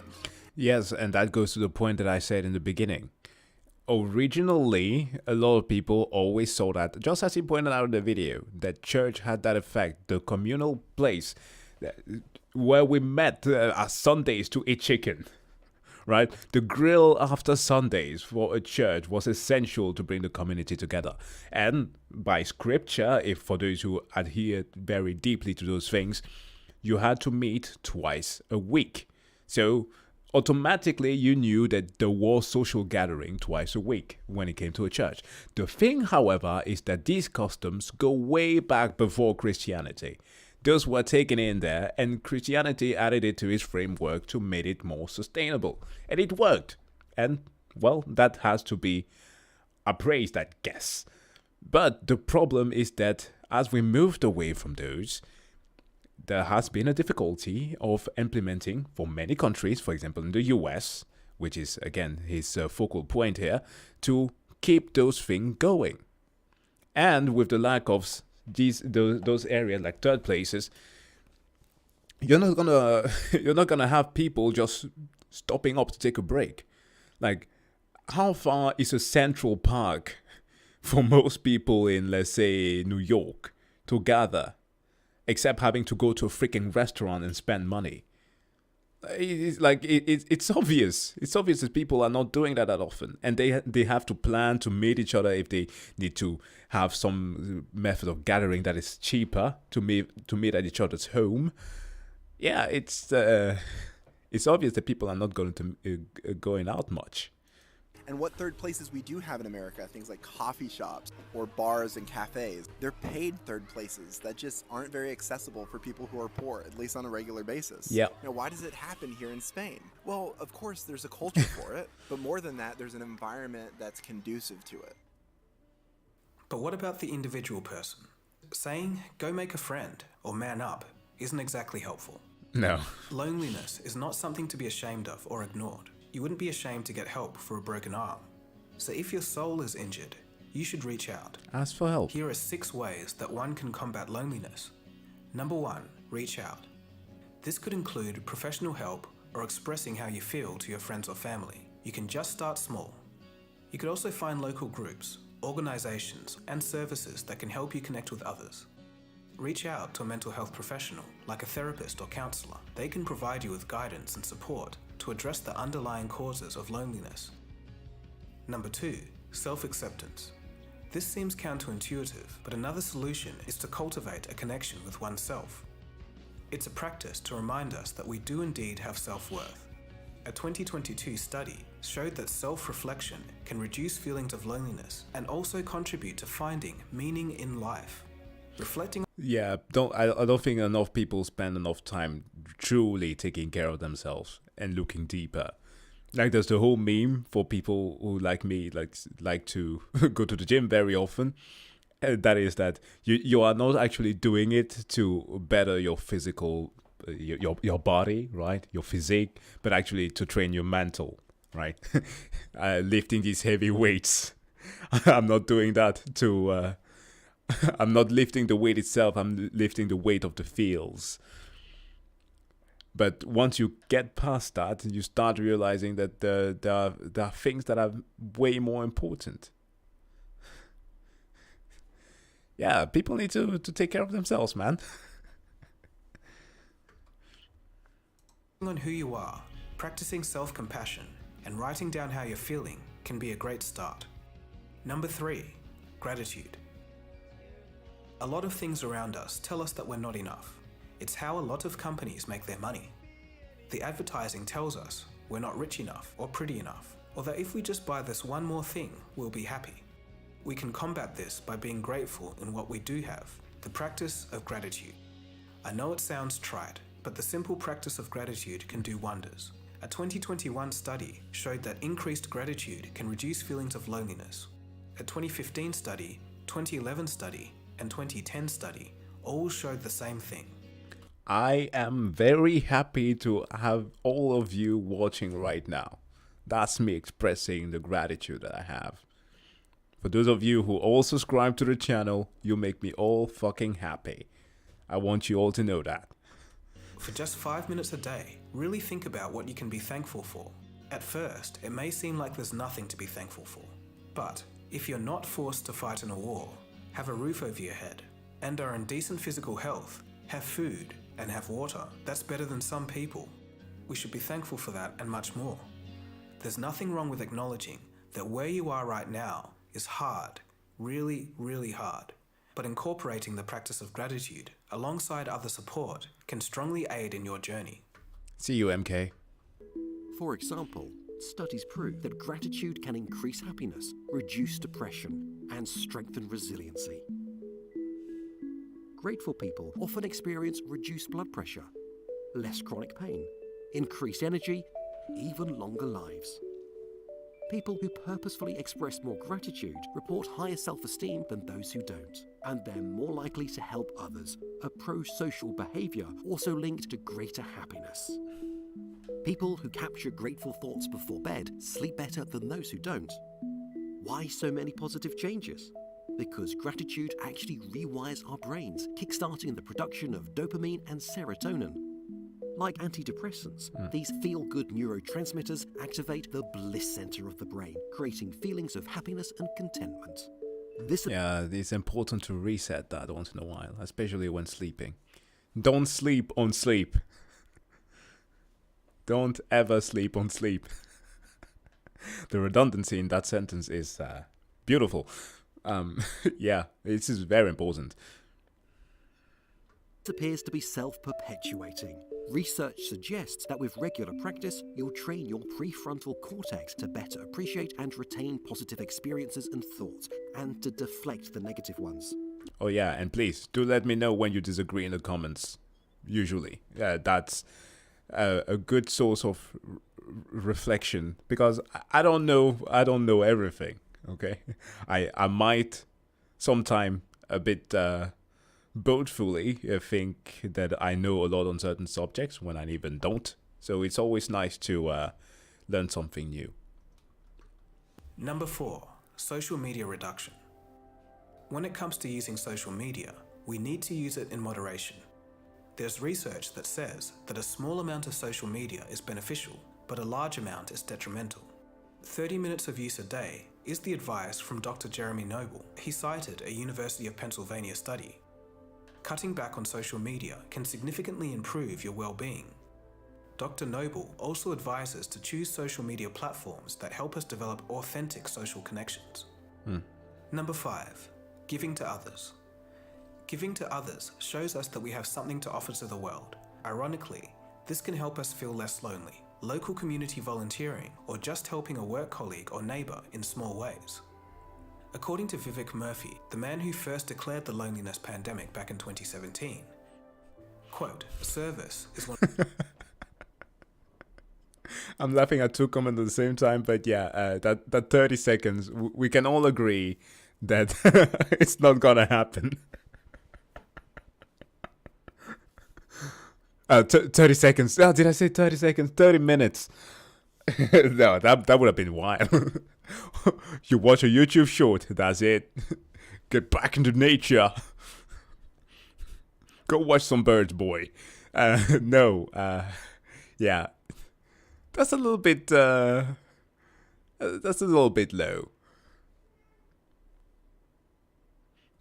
One of the most under-recognized antidotes to loneliness. It reaffirms to ourselves that we have value to add to the world. And lastly, number 6, connection. Loneliness is a stress state that makes us focus on ourselves rather than outwards towards others. To keep safe, we often treat people and things with suspicion when we feel lonely. This can ruin self-esteem. We feel like we're not lovable or likable. These factors compound on each other, making it hard to solve and creating a downward spiral. To break the cycle, one can start slowly. Even a quick hello to your neighbours can help inch connection forwards. And lastly, if you are fortunate to have a healthy group of friends, try and schedule calls together, talk to each other, and just chat about life. There's an old... That's important, especially for the ones who have difficulties going outside. Just having FaceTime chat through Zoom. We Skype it! It's important too. Japanese tradition from Okinawa called moe. It basically means lifelong group of friends. They meet weekly and talk about life, discuss issues and help each other. Elders in Okinawa live extraordinarily better and longer lives than almost anyone anywhere else in the world.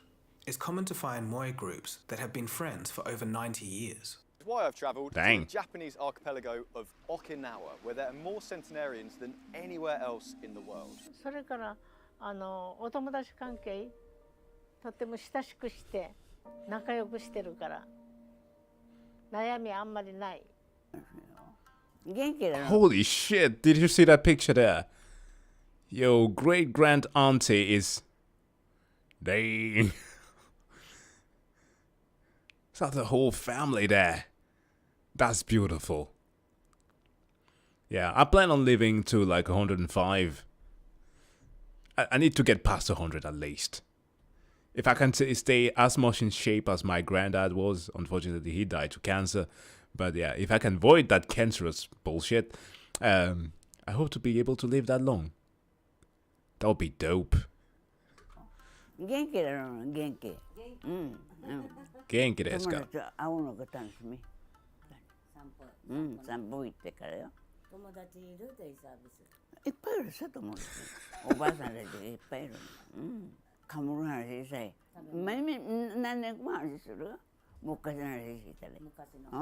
And then she like, in contrast to many that are 100 that I've seen, she seems pretty upbeat. 私まだ病院の薬が一番楽しいのはみんなと一緒に会ってお話ししてそれからもう踊りを踊ったりしたら自分の健康になるような気がしますね一番。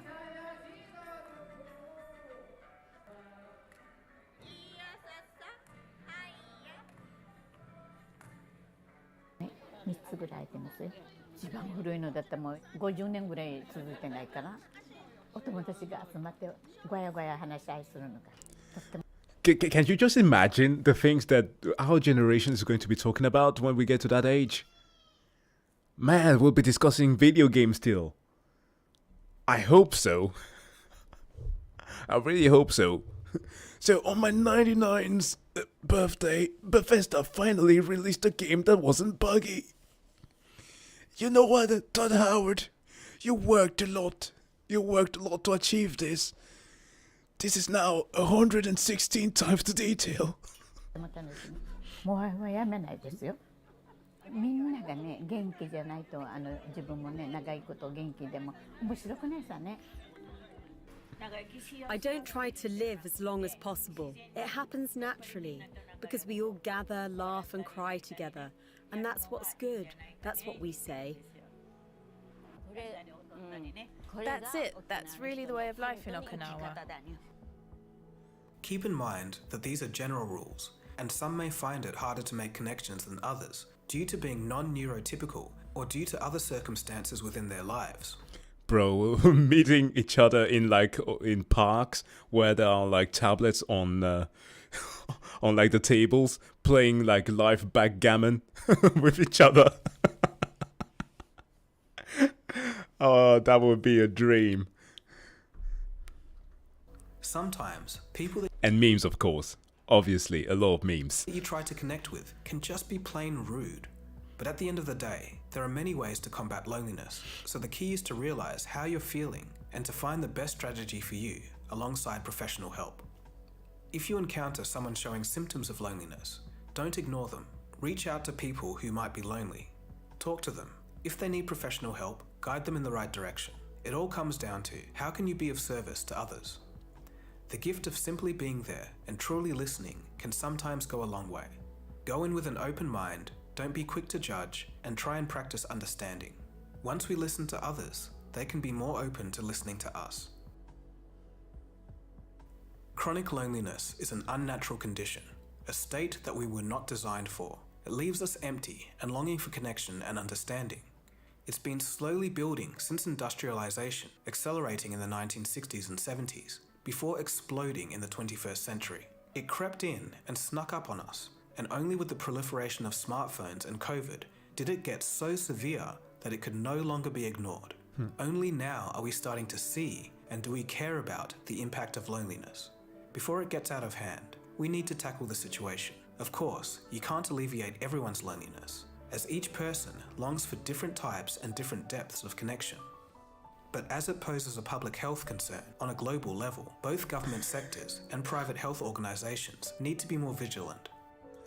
VR hugs. Buddy, you... We're jumping into Ready Player One territory now. Confronting loneliness is not an impossible task, but it is going to take some work. It requires a genuine demonstration of care and compassion for oneself and others. As mentioned, this episode was many months in the making, so I hope that I could shed some light on the modern origins of loneliness, the causes and the solutions. Although the chatter amongst strangers may have gone in many public spaces, hopefully the chatter on our streets will return one day. Yeah, I hope so too. Gentlemen, and perhaps some ladies who were in the chat, yeah, I hope that some who are struggling with perhaps going outside with jobs and all, that you have a good going at that, and that people don't give you a hard time with it, because yeah, people outside sometimes can be dicks.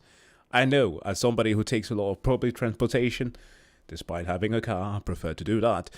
Yeah, some people tend to be very inconsiderate. But please do always keep your chin up and bring your best side, despite some not always doing the same.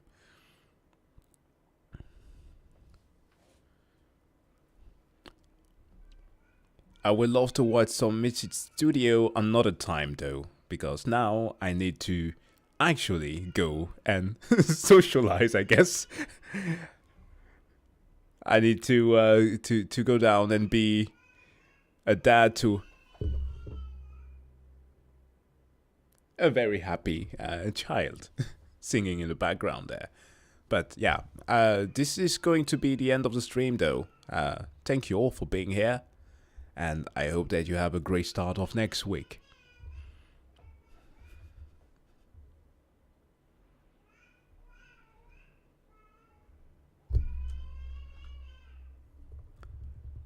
Also, I might have to do a game stream later next week, so that perhaps if you guys want to play along, that would be fun.